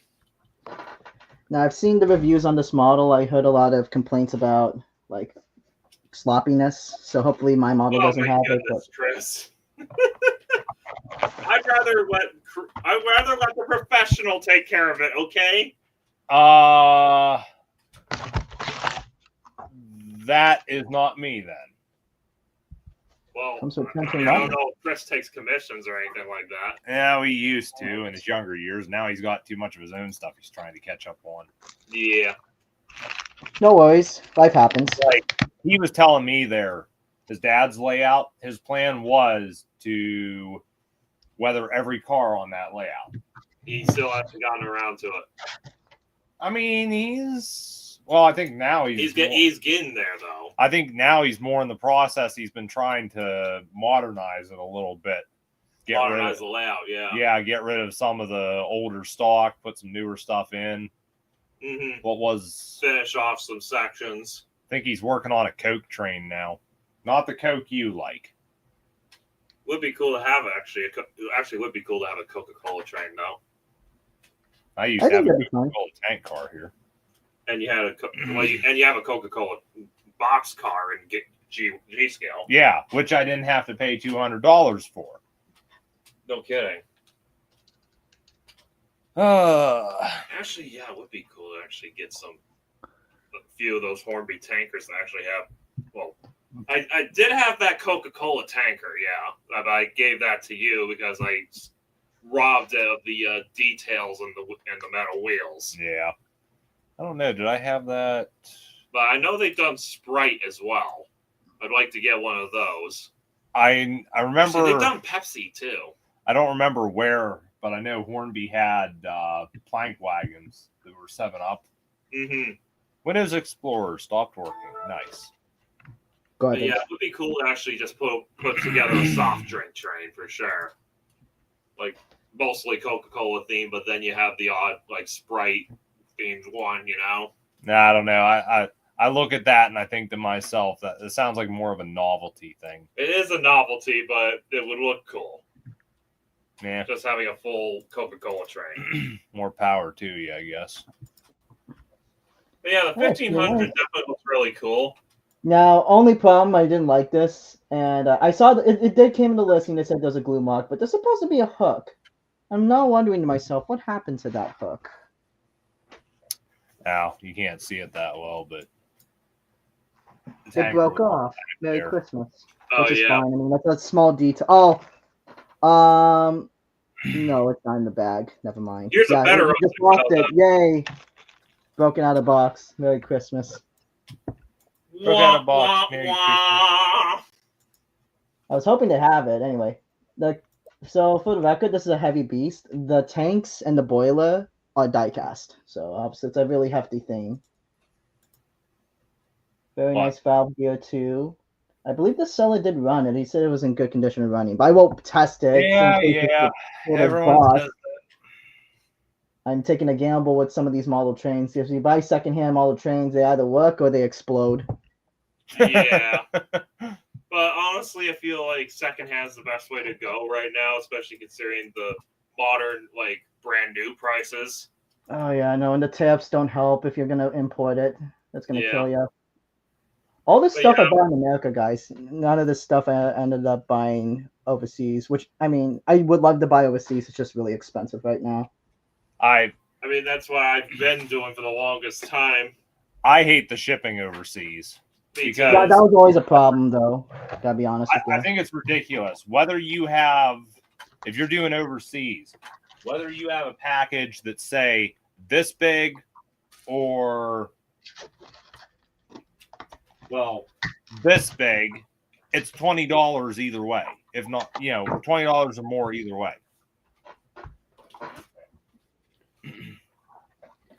Yeah, overseas. hopefully it works. As long as it runs, I don't care about broken parts. If it doesn't run, I'm gonna smack it back in the box and say, "Hey, you messed up. hey, Give you me need my to money give me back." a refund. I I'm want sending this back. I want my money back. Yeah. But Yeah. yeah, I didn't buy this to be a beautiful mantelpiece. I bought this so I could use it. All these models will be used, even the Thomas ones. I do intend to use them. I think this is a better 060 though, Douglas. Let me see.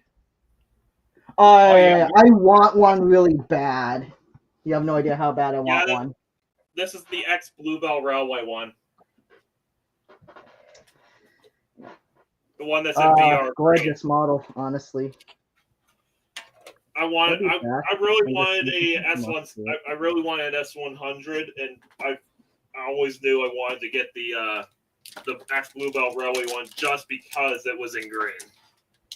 That makes sense, honestly, thankfully, I managed to get one a couple years ago. So. Why you sold me your Bachman Rosie and you put that money towards that? Yeah, I sold the Bachman Rosie so I could get myself a true S100. That makes sense, honestly. Honestly, I think I made out the best in that deal. I think you did good. These are limited editions, so. Mm-hmm. Yeah, I'm surprised. My version doesn't seem to have a lot of exclusively for model rail. Yep. There's a little bit there. I'd still like to get myself another Rosie at some point. Probably the red one myself. I'd like to get one. I'd like to get a red Rosie. Yeah, and then just fill out the headlight and actually put an LED in it. Well, I'd like to get a Rosie and I'd like to paint it blue. I think I got lucky with my 15XX. There's no. Either one would work. Blue marks. It's pretty good. There's no blue marks on this one. Yeah, I like the headlight that the red one has. I would definitely want to mill that out and put an LED in it. I think that would be nice. Yeah. Of course, that means I would have to get rid of the eye mechanism, but then again, I get rid of the eye mechanisms in all of my models. I just think it puts unnecessary stress on the motor. Oh, Sodor Down Under, if you're referring to joining in the chat, yeah, feel free to discuss whatever. Absolutely. We're just hanging out here, messing around, chit-chatting about whatever. Mostly model trains, I guess. But yeah, let me just show off my biggest purchase this week again. This is a after ready to roll Amtrak GP40. I saw this in the display cabinet at Y-Bridge, and I cut. Okay. But yeah, I couldn't help eyeballing it quite a bit. I mean, there were also a pair of BC units I was looking at too, because a friend of mine I mean, she absolutely loves she's a big BC fan, so that really caught my eye. But then I saw it was like $660, so I was like, yeah, I ain't that rich. I wasn't Makes gonna sense. pay like around $2,300 to get them. I mean, granted, it was a package deal. I mean, that was for both of them, but still. Well, you saw that earlier. No. I think he was referring to when I threw the can over my shoulder. Yep. But yeah, this was just a DCC ready model. Jesse and Wybridge actually fitted a TCS sound decoder to it. And a vintage decoder. It's not vintage. According to Chris, it is. Well, it's still pretty good regardless.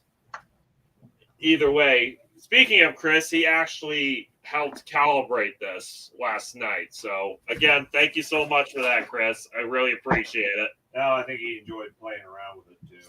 Oh, yeah, he was messing around with it quite a bit last night, wasn't he? Yeah. But yeah, I like the Amtrak Phase 3. That's kind of the main reason that really drew me to this. Because anything Phase 3 tends, for whatever reason, goes for crazy money. I mean, I guess it kind of makes sense because it's like the most iconic livery for Amtrak.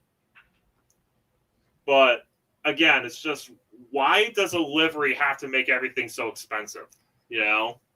If you think about it, it's expensive to make different color paints. That might be it.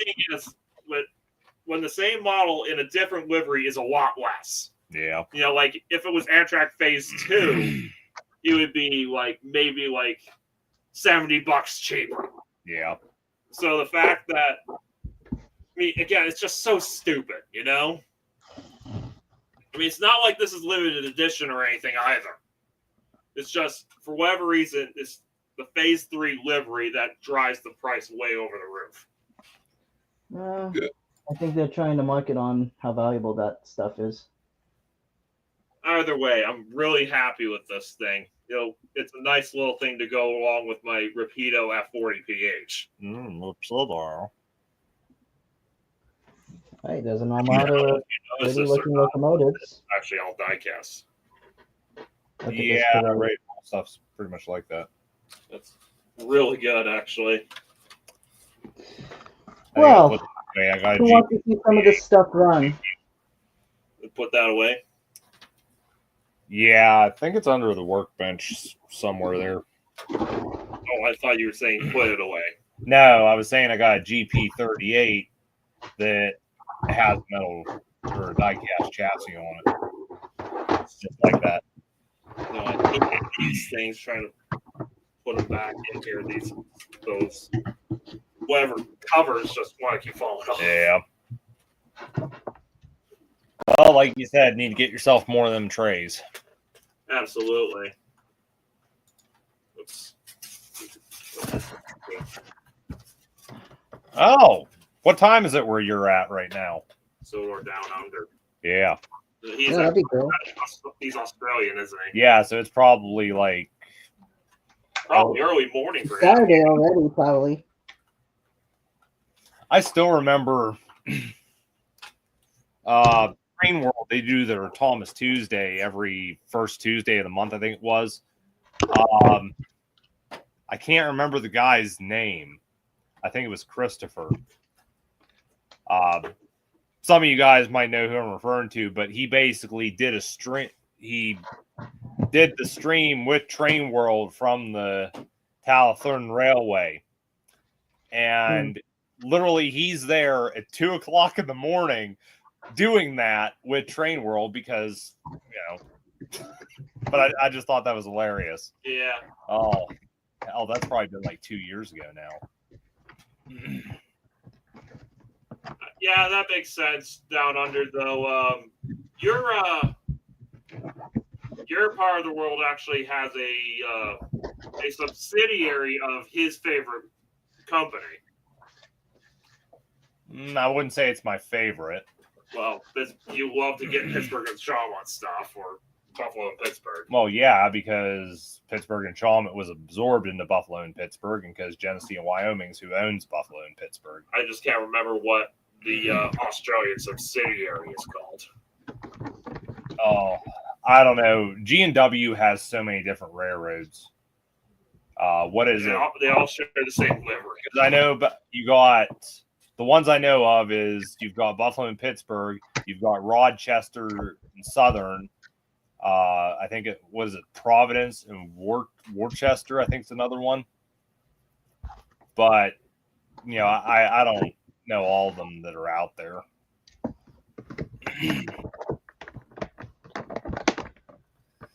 Who wants to see some of this stuff run? I think it'd be fun. Yeah, what do you got for us?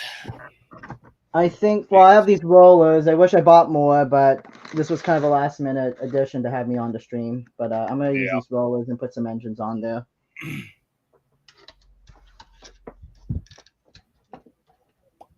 That's what I don't think I've shown this yet. So I'll bring it out here. This was a recent Buffalo and Pittsburgh locomotive I picked up, I think the end of last month there. But it's a Buffalo and Pittsburgh GP9 8087 to be specific. I bought it. It had a lot of details which were broken and damaged on it. And unfortunately, it's not a perfect replica of 887 either. One of the big issues is it's missing the dynamic brake. And I mean, it's an older Atlas model, so it's not exactly flowing with detail. But I went ahead and bought it there, and my plan was clean it up, try to make it look a little nicer. I took time and primered. Well, I basically tore the whole chassis apart, took time, primered it. I repainted the trucks, repainted the fuel tank. I'm yet to do the yellow on the sides, plus paint the black for the deck. But what's really nice with this is I did upgrade the lighting. I moved the bulbs so they're actually shining through the acrylic tubes now, and they're a lot brighter than they were. For some reason, the bulbs were all positioned right in here on the board, very far away from everything. Mm-hmm. Now that I think about it, if I'm careful, I could probably pull this shell off and show you all. I just looked it up. Yeah, it's Genesee, Wyoming of Australia. Okay. Yeah, so it's a subsidiary of Genesee of Wyoming. It's just Genesee, Wyoming, Australia. Yeah, basically there's your lights. You can see them right there. They go up to the acrylic tubes. But one of these days, though, the ultimate goal is to upgrade everything with better lighting, better DCC sound, that sort of thing. This loco is not a high priority at this time, though. Okay, that's an interest. Those things are interesting, but I think I prefer a proper rolling road myself. Yeah, but I mean, where am I going to find a? No, I didn't, Chris. You got to send me some information here. You cut Douglas off. Sorry, I apologize. Oh, to you're good. You were saying though, Douglas? I mean, I would like to get a rolling road. I mean, these are good. They're good quality. I do think a rolling road's better, so I'm with you, Eddie. It's just finding one's really expensive. Mm-hmm. And I'm not buying one of those Chinese ones from AliExpress. I'm sorry, those things look janky. Yeah, I agree. I mean, I like my Hornby rolling road myself. I think that thing works pretty well. Mm-hmm. I mean, for me, and I am going to buy another set of these just so I could run tender engines and stuff, because I can kind of do a balancing act with just these four, but I'm not really comfortable with engines like Gordon or Henry since, you know, they're heavy. obvious reasons. Okay, for a second there, I thought for a second there, I was gonna say you have Den, but then I saw it was a 6-axle. Yeah. But yeah, the 4-axle one and the 6-axle one look practically identical. Quite like the paint scheme with that. Yeah, it's very. Yeah, Yeah. Fun fact, I bought this of all places, Amazon. I have to import it from the UK, but I got it from Amazon.com, and it was only $70 even with the imports and shipping. Oh wow, that's pretty good. Can't complain there. Yeah, I snagged it thinking, okay. And it's this little guy that got me hooked on 00 scale. So I was like, oh, it's cheap. I never see that ever. And ever since then, I never turned back. I mean, this is basically my... This is part of my problem. One of my many problems. But anyway, we don't talk about that. Yeah, I think I want to get some of those Genesee, Wyoming, Australia CLP logos. That's what they're called. Yeah. Right, within reason. Now I can run big tender engines too. I can balance them, but probably only for little bit guys since I don't want them to tip over and break. But which model you want to see run on the rolling road? Uh, I think he wants to see Gordon. We'll try Gordon. I'm just saying because of the red rods. All right, let's do that then. The red rods would probably be mesmerizing. I only have 4 rollers, and I am going to monitor this. So I'm going to give him a little space in case he does tip over. Yeah, Ossision. Go ahead and get Gordon on there. The model maker that makes those CLPs is called Ossision. Okay. Okay, it's Australian and they make precision models. I get it. That's what they're. I bet you that's why they're called Ossision. But then again, before I want to get one of those CLPs, I desperately want to get myself a QJ. I tried asking Jesse at Y-Bridge to see if he could actually import one, but unfortunately, because he's kind of more of a smaller hobby shop, he can't seem to actually find anywhere to get them. Yeah. So it might be something. It might be something I'm gonna have to get off of eBay, maybe. I For think they those do who are have watching the stream, this is not recommended because he's literally on 2 threads. Ideally, you should have more rollers underneath there, but this will do for now. We're only going to run for a little bit. Agreed. I'm And we'll assuming definitely the find out tender for is the next stream so I permanently don't have to stress out attached. about this. I'm assuming the tender is permanently attached, Douglas. Yeah, otherwise it would just, put the rollers there. This is the new one, and the new ones have the wires permanently attached because obviously you put DCC here. Honestly, that's kind of what I prefer for tender locomotives these days because I remember the days of the Bachmann Spectrum K4s where you actually have to, mess around with those extremely delicate plugs. Oh, that's annoying. It's so freaking annoying. It's one of those models that really would have benefited from just being permanently coupled to the tender, And guys, my favorite feature about this model for those who are watching at home, because it's the brand new A3. It's got a glowing firebox, which is cool. Glowing firebox. That is really nice. Though granted, the one from the 70s also had that. Yeah. James May's one, which is actually a 70s model, that actually had a glowing firebox, but I don't think that lasted for too long. So the one that I have, that didn't come with it, but I'm thinking about retrofitting one to it, as well as the realistic chuffing sound, or getting like a donor model to take the one I have and combining the two so it runs on modern track, but it has all the classic, features, Yeah. I mean, So, I wish I had more track. I think the one thing I wish, and I guess this is the problem if you live in California, unless you live in a mansion. I'm fortunate to live in the home I do, but space is an issue for homes. So Yeah, I can build a big setup here. If I want to do that, I have to do N scale, which is why I invested in it. But honestly, it's models like this that make me want to really move to like a big place so I could do a big setup like this to see these run. They're gorgeous. absolutely. I've always preferred HO00 because let's be real. I feel like HO00 is the best balance of space and detail. Yeah, I agree. I'm definitely with you there. Because N scale, I always felt that was too small for my liking. No, I mean, I just totally like get why people don't get into it. But yeah, no, this is perfect. Yeah, just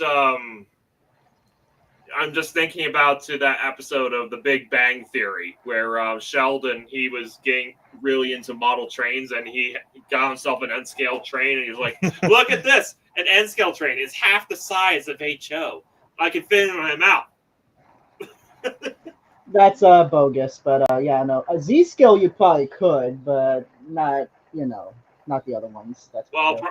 it was probably a box. I couldn't even see it. It's probably a small box car or something like that he put in his mouth. As Yeah. comfortable as I'm or willing maybe like an to F7 do unit. this. He probably could fit an F7 unit in his mouth.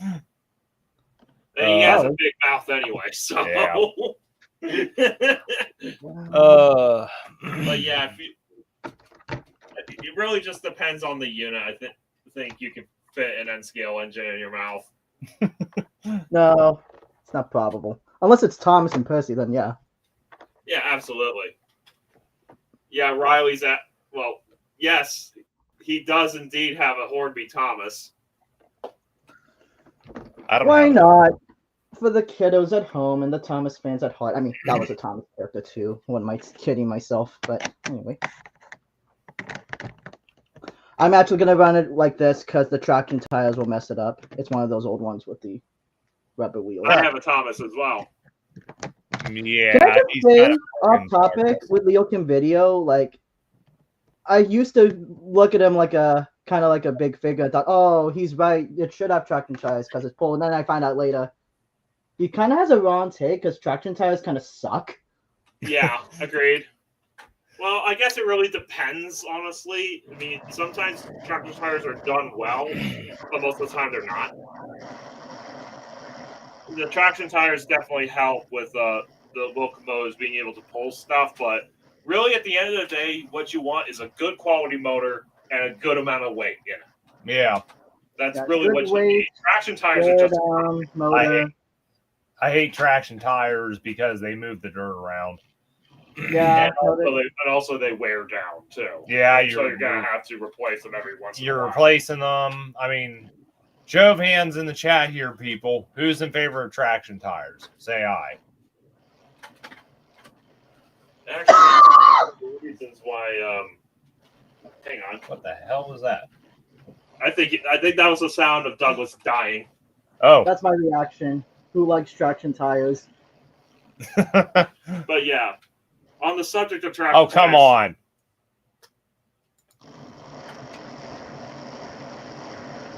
I mean, I gotta say, you're no longer welcome here. That kind of negativity is not welcome here.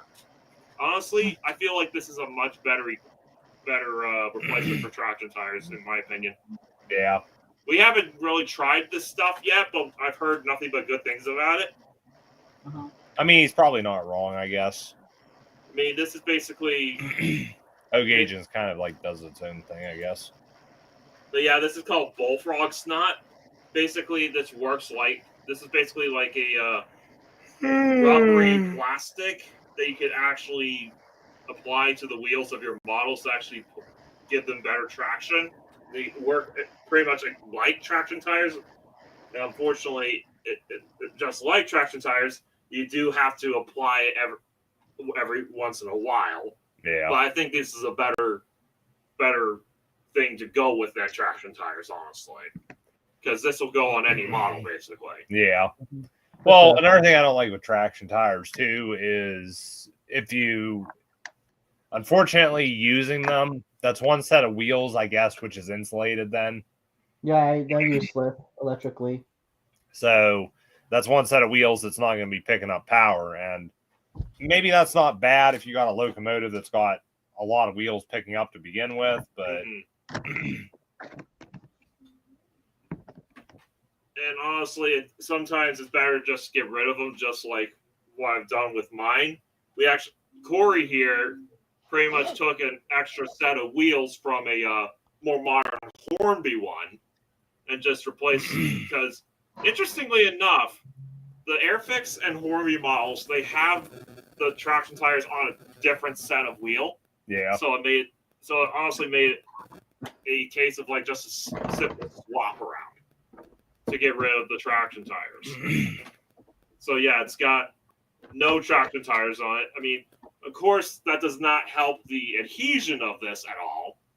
But honestly, 1400s don't really pull that much anyway, so I don't think that's really a big deal. Yeah. Right, the weak. Well, like I said, I personally not a fan of traction tires, not a fan of plastic wheels. Like I said, those they move around the dirt and. Oh, shut up, Spin Cycle. Nobody cares about your third rails. He likes his third rails. Leave him alone. Third We rails all are like the unprototypical. names. You're unprototypical.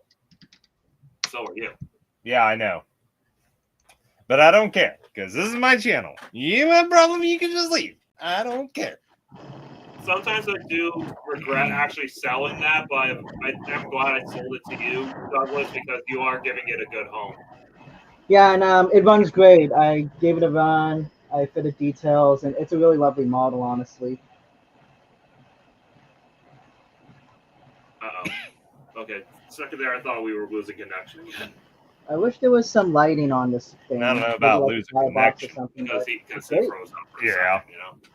But yeah, I originally bought that to use as a chassis for a James model, but I kind of felt like that would be such a shame because I had a die-cast running board and things like that.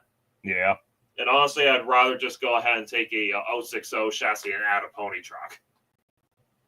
I feel like that would be a better option. Probably. Especially when, the wheels are going to end up being bigger on that anyway. I mean, that makes sense. That's kind of why I ended up getting a Bachmann 3F to actually have something like that done. So. Yes. Actually, I haven't even tested that. I think that's supposed to be fit with DCC sound. Oh? Yeah, for really cheap. Like, I think I got that for $150. Not bad. For whatever reason, the 3Fs aren't really going up for that much money. Really? That's kind of crazy. I was expecting to be more. I mean, I'm not talking about the Ginties. I'm talking about the tender engines. Oh, yeah, no. I know you mean the Thunder engines. It's But, actually yeah, no. quite funny, too, because if you are familiar, Audrey actually used the old Triang 3F to make his James model. Well, one of them, anyhow. Yeah. I remember you saying about that. And that's kind of why Hornby ended up using it to actually using that old tooling to make their James model. That's kind of one of the very rare occasions where Hornby followed what Audrey did. Yeah. I could probably test this thing, so I'd make sure I didn't waste my money on it. I hope to God it works, because it is secondhand, and they ran it, so... Did they say it ran? They said it ran, but you know what they say. They run as moment as the cash is passed over. But I mean, I'll give it the benefit of the doubt. You always give people a chance. Let's just see if this thing works, I guess. But like I said, well, there you go. It works. It's actually one of the quietest engines I've had. Oh, Oh, it has a glowing firebox too. Yeah. Oh, now you are right. That does have a glowing firebox. Nice. Honestly, I love that detail. It just adds so much more life to a steam engine. I know. You just have to put a crew in and you're good to go. Oh yeah, just seeing the crew getting just being illuminated by that firebox glow would be so cool. Yeah. And does it work in reverse? That's another question. It works good in forward. My Terrier actually has a glowing firebox. Let's see. I don't think I've ever seen that. But yeah, I haven't taken it off in a while. Oh. How about that? It works backwards too, actually. Okay, so they did a good job. They didn't say something that worked. A little bit of work. I honestly forgot about all this stuff now. And before you ask, yes, the buffers are spun, for those who are curious. Here he is. Oh. But yeah, Only thing I'm kind of disappointed is the finish on the funnels. tank. Locomotion Kind of weird models. oxidized look on some of the ends, but oh well, I bought it used. I guess that's part of the curse of it. But looks nice. I like the red livery on it. taking out another NRM at Resident. Ooh, okay. Can't wait to see that one. Box Hill. Ooh, sweet. Is that Locomotive the actually, one? this should be a Dapple tooling. Yeah, this should be a Dapple model. Got it. Yeah, the funnel needs to be glued back into place. Oh, it's so tiny. So detailed. There you can see, right? Yeah, a little bit of glue. Yeah, a little bit of super glue should help. Hey, show the chat. There you are, folks. Box Hill Pog. You know, Yeah, I mean, their Nice. turrets are really nice. Yeah. Don't get me wrong; they're really nice models. It's just, I believe the quality on those are kind of hit or miss, if I recall. Well, yeah, it's Dapple. What do you expect? Yeah. Why is there no coal in the bunker? That's a very good question. Oh, And they don't Good give run. you a detail Look at pack. that. I think it probably did come with one, but it's a second hand, so Yeah. Metal buffers, but they're not sprung. honestly, I'm not too fussed over there not being any coal. Could that just gives you an excuse to put real coal in there. Yeah. Yeah, pretty cool. All right. I also gonna check this Guys, one I out. don't think Apparently, Bob still has any coal in him at the NRM anyway. Yeah. now the seller told me he wasn't used. He's pretty much used as a mantelpiece. So Yeah, should be working a vampire theoretically. that's been there that was missing when I got it. Oh, come on. Bloodstone train. I never showed you the stone train last night when we were there. Oh, rough. All right. See you in a bit. Yeah, see you in a See you in a bit. bit, brother. But yeah, Yeah, I think some of my other models with golden fireboxes. I think that would be London, great. Brighton, and South Coast Railway. You know, as I'm holding this in my hand, I'm having flashbacks to the Hornby Stepney. I've still got mine, but that needs a lot of work Yep. because my younger self was not kind to it. Thankfully, Yeah, I didn't repaint it or anything like that. Well, I painted the buffer silver, but that's about it. Yeah. Oh, I did the same thing with mine. That's kind of cool. Now you guys seen some really nice models today. Yeah, I'm sure. the chimney cap actually, the funnel cap looks like it is copper. Yeah. Yeah. Yeah, no, I mean the detail on that thing's impeccable. I say it's better than Hornby's. Hard to see, I actually but have a Hornby cherry at the back there, but Oh, yeah. very nice. I It's a was gorgeous thinking model. maybe Just that could be one that fits with a lot of issues. but I can't remember what decoder it takes. Well, this is the Pika model railroading if I ever seen it. When all else fails, Check the instruction manual, right? I think that just gives you running first, fitting a DCC decoder, number 2. Oh yeah, this actually gives you the full. Next 18 decoder with minimum of 2 functions is required. Huh. Oh yeah, this gives you the full I could not find history of the the next A1 18 class of the Terriers.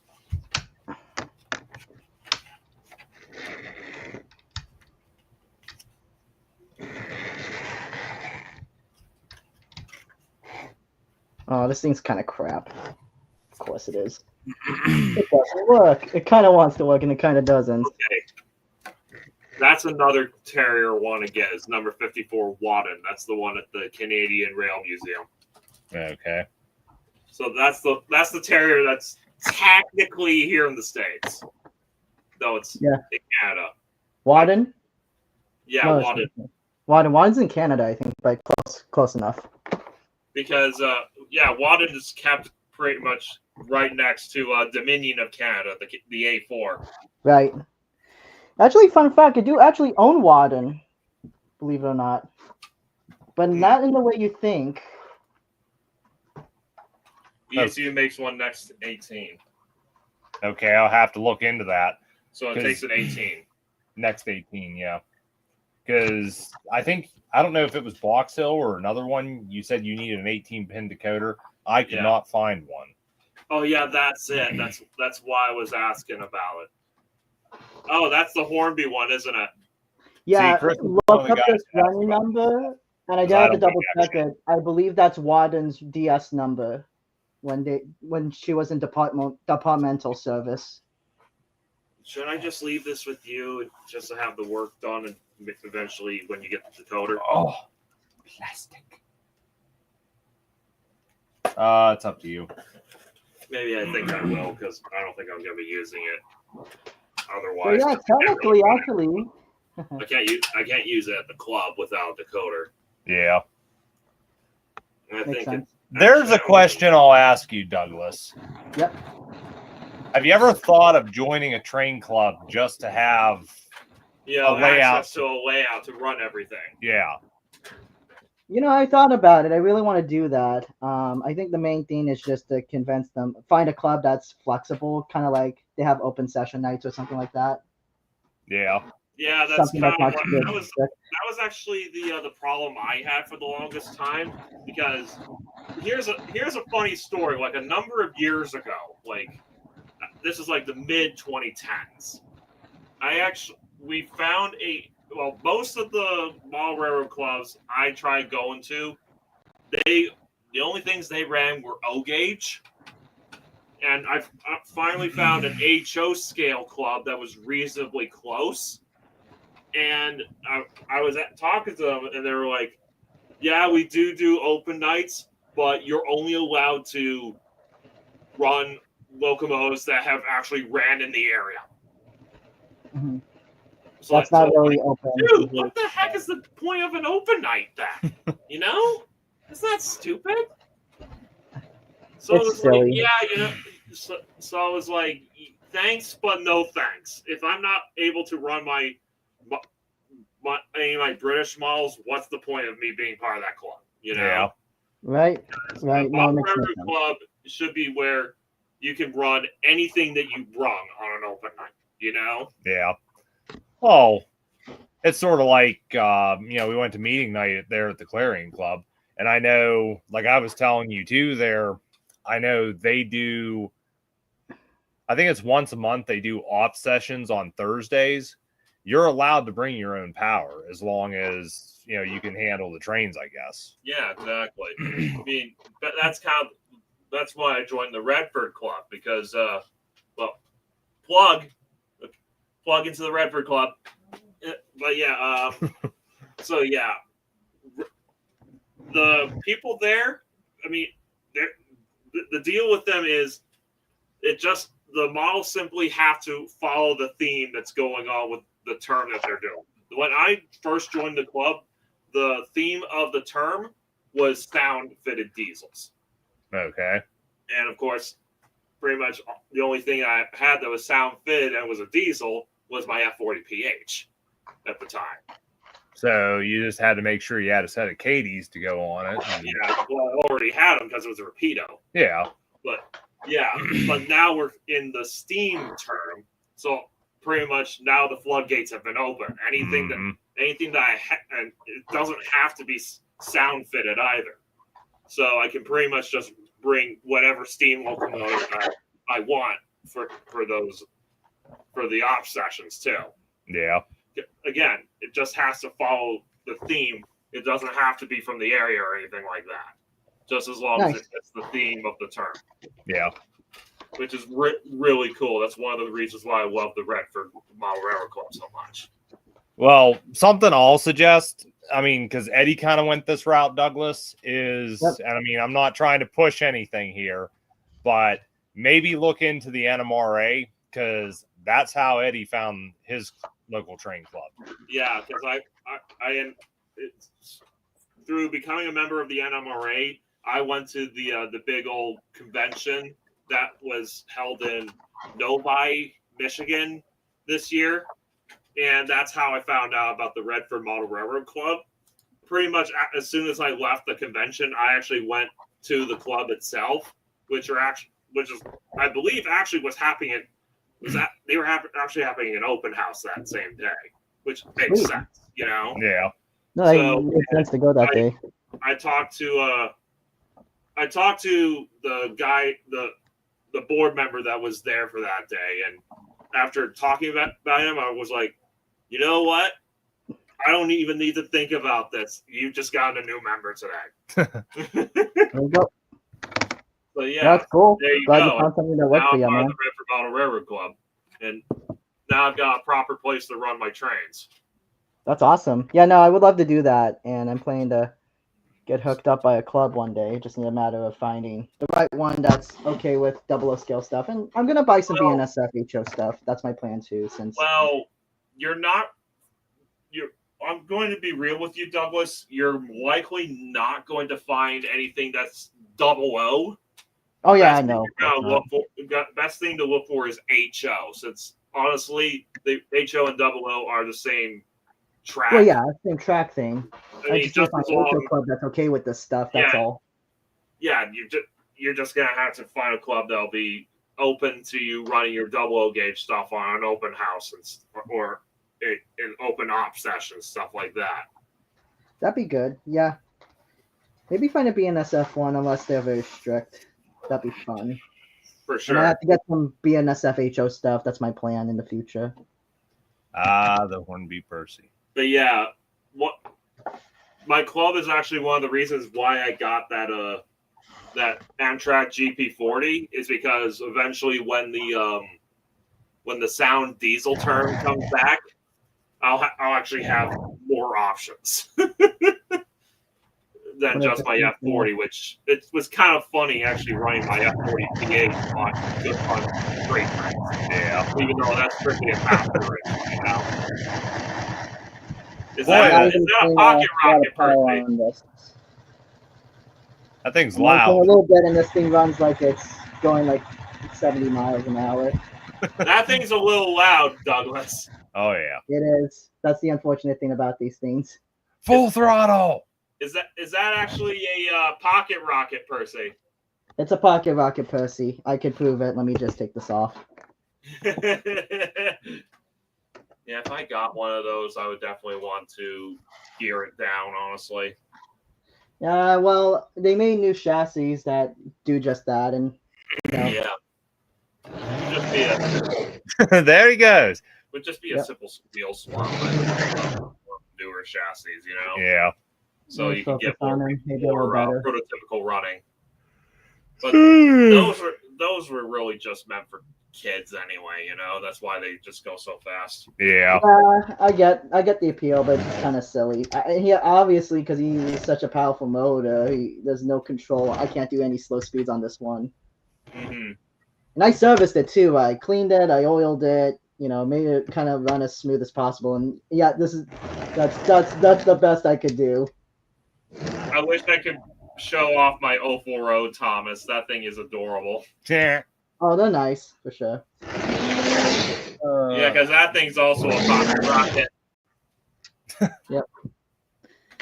So actually, I'm happy with the Percy I got, just for the fact it is the one that goes really fast.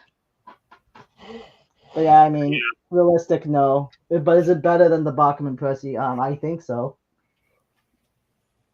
Yeah, a lot of people have their reservations against the Bachmann Percy.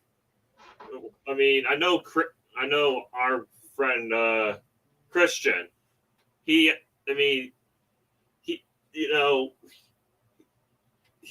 himself prefers the Hornby Percy. Oh look, he's moving without being on the track. Oh yeah. He's so fast. He's making the rollers move. Well, the thing Christian told me, his biggest problem with Bachmann Percy, the ugly seam line over the top. Oh yeah, exactly. Yeah, I just love how Douglas is even pointing it out, just moving the camera with it. He knows no limitations. Oh wait, I think he stopped. I don't want to burn the motor out, but I think you get the idea. Oh man, smells great. It smells great. I'm sure it does. All right, does he still work after that stunt? Yeah, he looks fine. Yay. Okay. Let's move forward, Honestly, James. as smelly as Percy is, I don't think he'll have anything on this thing though, because this thing can get a little smelly after it's ran for a while. Uh-huh. Because I think it's just probably old oil that's in it. Yeah. Probably could use a We'll try complete it out at home, breakdown kids. and That's re-oiled, not how honestly. you should play with these.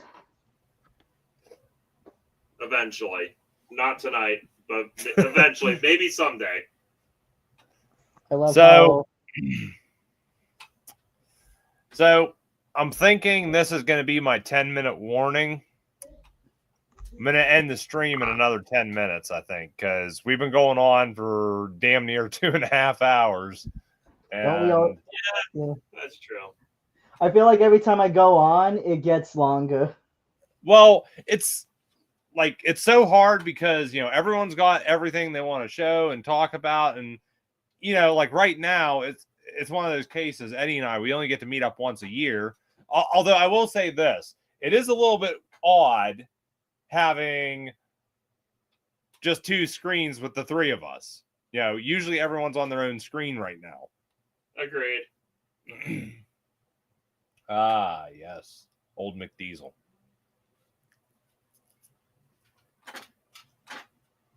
Pinchy's hungry. Pinchy's hungry. No. Spooky. Still impressed I scratch built that. Agreed.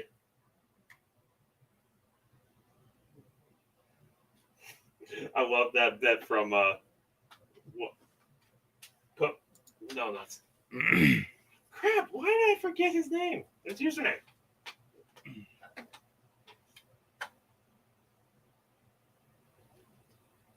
The guy who made the first Gauge 1 James replica. Kuda K88. Yeah, Kudak. Kuda K 888, yeah. Pinchy's hungry. No. Yeah, that was in his China Clay Trucks video. I think that was a Diesel 10 Claw he was making for somebody else, I think. Wait a minute.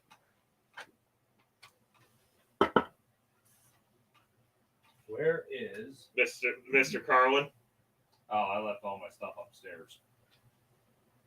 Well, I've got my figures down here too, so. Oh, yeah, you're talking about yours though. Yeah. Where is it?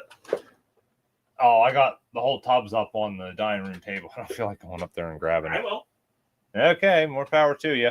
I'll be back, folks. He's going away for now. Yeah, I got back from Gary's there last night, and I came in the house, set everything down, and was like, screw this, I'm getting a shower and I'm going to bed. Makes sense. I'll be right back, Corey. I just got to take care of something too, but Why is everyone leaving me? I don't want to leave you. This is important. I'll be right back, okay? All right. You can see the L8 running though. Well, you didn't have to bring the sheets back. Well, it was there anyway, so.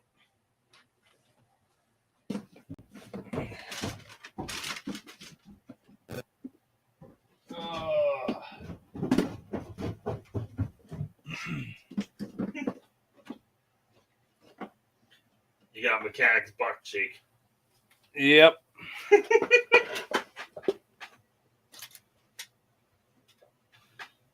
I feel a little left out because he's been running his stuff. There we go.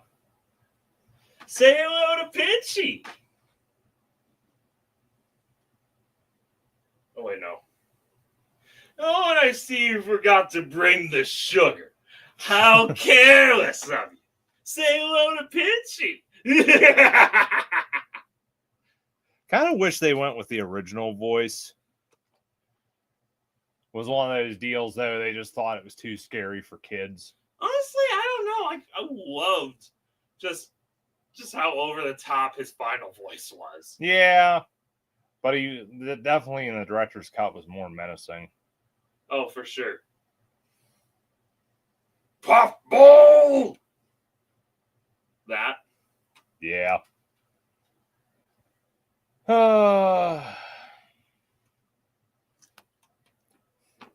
Yeah, I agree. I mean, that's like, to be honest with you, I was kind of dragging this morning, and, even now I'm still feeling it. Was that why you wouldn't hang out with me this morning? I just had stuff I had to do. But we're here now. We got to have dinner and Oh yeah, what have you. yeah, with both of our families. Someday I hope I get to. See, that was weathered, but that was just, I basically just oversprayed that. Would there be stuff you would do differently on it now? Trying to think. Probably give it a dull coat, maybe. Yeah, because you definitely see there's gloss. I mean, you could probably still do that. If you want to, we could do that. Yeah, maybe at some point. But still, that's something to be proud of, man. Yeah, I mean, it's still pretty close to what it was on the show. Absolutely. Buffers are a little crooked. I think tan probably would have been a little bit more of like a yellowish tint, though. Yeah, I still love the original when I first started painting the face with just the pinpoint pupils. Yeah, pinpoint pupils. I think now we've got some better faces to put on it, though. Yeah. Yeah, this face came off of the old Tomy one, which was obviously a bit oversized, so it had to have like the sides of it cut down. Yeah. But I think it still looks good for what it is. Yeah, definitely not anything to be too stingy about. Also, the fact that his nose is crooked always bugged me too. Yeah, why did they do that? Maybe they just didn't have a good. Maybe he ran into a wall. Maybe. Yeah, I think those 3D printed ones are a lot better. Yeah. Oh, Douglas. I'm home. Yay, he's returned with weapons. Gotta say, I love the 08. I know it's a mechanical thing, but it kind of makes it sound like its engine's running. Pinchy's hungry. Nom nom nom. Nom nom nom. Well, I think we have time to put one more on the road, unless we're heading out soon. We're gonna be going off in another 3 minutes. So I think it's maybe time for one more. I think. Yep, make it quick. I don't know. Who wants to pick? Either you or Chris, or maybe someone in the comments right now. Excluding ones we already ran. So Gordon, that blue diesel, the 08. I have a 2MT in the background. The Lava 2MT. Yeah, I don't think we have time to take that out of the box, so I'm afraid that one's gonna stay in there. What's that red one? That's the crab. Which one? Oh, that's the crab, right? Yeah.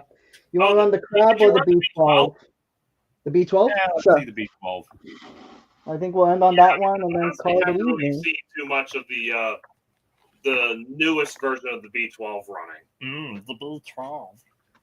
I mean, I like the old flying era tooling, but by the time they retire that thing, it was definitely showing its age. I feel, even with the separately fitted details and everything like that. Yeah, I do like the fact they provided a trucking mechanism. And then Lilo's like, no more sugar for you. Yep, you got that right.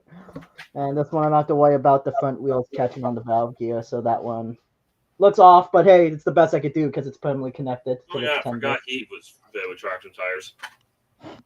Yeah, just on one side. Oh, that's what? right. I had to mark the truck when I took it apart.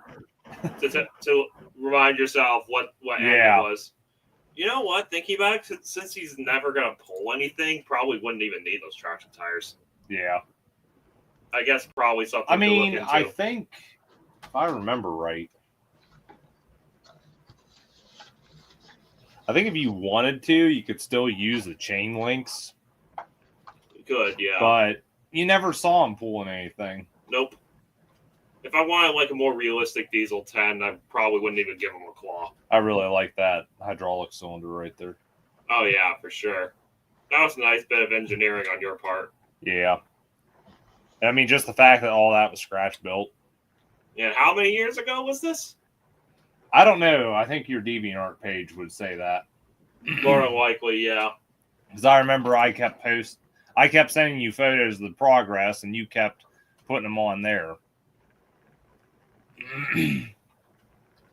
Such a nice That is a model. really nice model. It really is. The apple green makes it pop, and it's the old one. It's I think made in 2017. Those motors are fine. Well, that's what I don't think I got any photos of it there. Last night we were running his green arrow. Mhm. Beautiful. Yeah, that thing is gorgeous. It's All too right, bad I don't well, think it's ever gonna I'm run. gonna probably Yeah. have mercy on all of us. I'm gonna put this in a safe place, Yeah. and then you get to see my face again. Okie dokie. Yep, it's time to wrap it up for the night. Something I do want to mention while Douglas is cleaning up here. Eddie and I were talking about this. Probably won't know till tomorrow. It's just going to depend what happens here. We're thinking about doing another stream tomorrow evening. Probably start at 8 o'clock, same time as tonight. If that is the case, I will be posting about it sometime in the morning. And I'll have it scheduled and link and everything, so you guys can tune into that, set your reminders and everything if you want to join. And unfortunately, that is going to be the last we'll see of Eddie for another year, most likely. Well, unless we do like another live stream where we're all on a call. Yeah, but I mean, you're not going to be here in the workshop. Yeah, not here. I'm not going to be here, sadly. Yeah, but yeah, like I said, one of those deals, it's still kind of up in the air at the moment. If you're someone that wants to see us do one tomorrow evening, let me know in the chat right now. So, like I said, we'll talk it over amongst ourselves and figure out if we're going to, do that or not. But again, see what happens. Can't believe we went on for 2.5 hours. I figured an hour and a half, but whatever. Yeah, let's be real though. I mean, we may as well have ran this long since we had those technical difficulties earlier. Yeah. Again, apologies for that. It's just the internet's been pretty bad out here this last week. Yeah. Thank goodness mine is really good because I was able to keep it going. But yeah, I won't be here tomorrow on the live stream. I might be on the chat, but I just want to say huge thank you for Mr. Plowbender and Captain Rolls for having me on today. It's been a blast being with you guys and showing you my 00 skill collection and just talking Thomas and trains. It's been awesome. Yeah, absolutely. Like I said, I'm still trying to get used to this. Just 2 screens with me and him and you, because like I said, usually he's got his own screen up, home up in Michigan, sitting in front of his computer. It's a little weird right now. Thank you, Chris. I just love collecting model trains, and I think the British stuff's more ornate, but I definitely have to get some HO American stock sometime, and I'm planning to do that. My friend, well, one of the people in my club at Redford, Stewart, he would highly disagree. He would say British locomotives have nothing on American engines. Yeah. He's kind of an American locomotive supremacist. Yeah. Every time you see like a British locomotive, you'd be like, what the heck is that? I don't know. I think British locomotives do have their place. In Britain, obviously, but still. Yeah, of course. Unless it's engines like Dwight D. Eisenhower, Dominion of Canada, and Wadden, who are all here. Yeah. Or the Flying Dutchess, who I do want to get myself a model of one day. One day. The little 060 that ran on the Boyne City Railroad. Yeah. I like Spin Cycle's comment about uncultured people. You uncultured swine! What are you looking at, you hockey puck? Well, I think we can all agree, for us in this room at least, that it's this British guy that really got us into trains and made these fun trips happen. So we have all but British prototypes, and especially Thomas and his friends to thank. So Absolutely. You still gay. oh, it's so good. Just look at that detail. Oh, it's so Oh, wow, so amazing. Wow. Oh yeah. Look at the detail. It's just awesome. Yeah. Oh, he's great. Tosses it. That's just rude.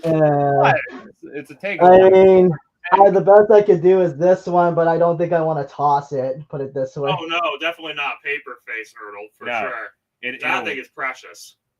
Yo, Zach in the chat. Sup, bro? Oh no, How's it's it a Zach going? attack. You came in at the wrong time. Yeah, we were talking about you like 2 hours ago. Yeah, we were talking shit. Good things. No, we weren't. All good things. Says you. You know, good man. Just glad you're here with us tonight. Yeah. We're actually going to be, well, hell, I said we were going to head off like 15 minutes ago now. But I mean, yeah, we probably should wrap it up here because I kind of want to head off and get ready for bed. Yeah, that's fair. Yeah, me too. Who's Cecilia? I don't know who she is. Oh, that's from Zach. Oh, okay. No, it's been Cycle. Yeah, Toyota Celica. Yeah. Oh, duh. Okay, now we figured it out. Yep. But I suppose, like I said, we should see about calling it quits here. Like I did say, we're planning, at least Eddie and I are, thinking about doing another live chat here tomorrow night, which that'll be his last appearance before he heads out. Like Douglas said, he won't be joining us just because, I don't know, other arrangements. Yeah. I have life, and life cannot be fun sometimes. Yeah. But again, if you guys want to see us go live tomorrow night, let me know down in the chat. We'll figure out what we're doing tomorrow morning. And like I said, I'll take time. Go ahead. If we are doing one, I'll make sure I have it scheduled so you can set your reminders and everything. But I don't know, any closing remarks? All I can say is stay safe and just enjoy the hobby that we all love. That's model railroading. Yeah. Yep. And guys, again, just want to thank you all for having me on. It was amazing. And one plan in the future, guys, if you want to subscribe, I appreciate it, but I don't force anyone.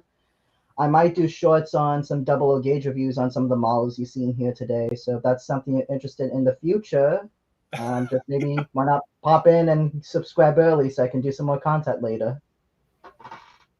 And on that bombshell, it is time to end. Thank you so much. I think so. I think it'd be a great time to end right now. Yeah. Well, we ready to close out then? I think so. Yep. As always, I want to appreciate. Let's try that again. As always, I want to let everyone watching know that I appreciate your continued support and viewership. Want to thank Eddie for being on the channel. Want to also thank Douglas for joining us. And like I said, we'll see what our plans are for tomorrow evening, if we're going to do another one of these or not. Like I said, I will have it scheduled so you guys can set your reminders. But I think for now, we're going to go ahead and sign off. Again, thanks for tuning in with us this evening, and we'll catch you guys again real soon. Take care. Goodbye, everyone. Goodbye.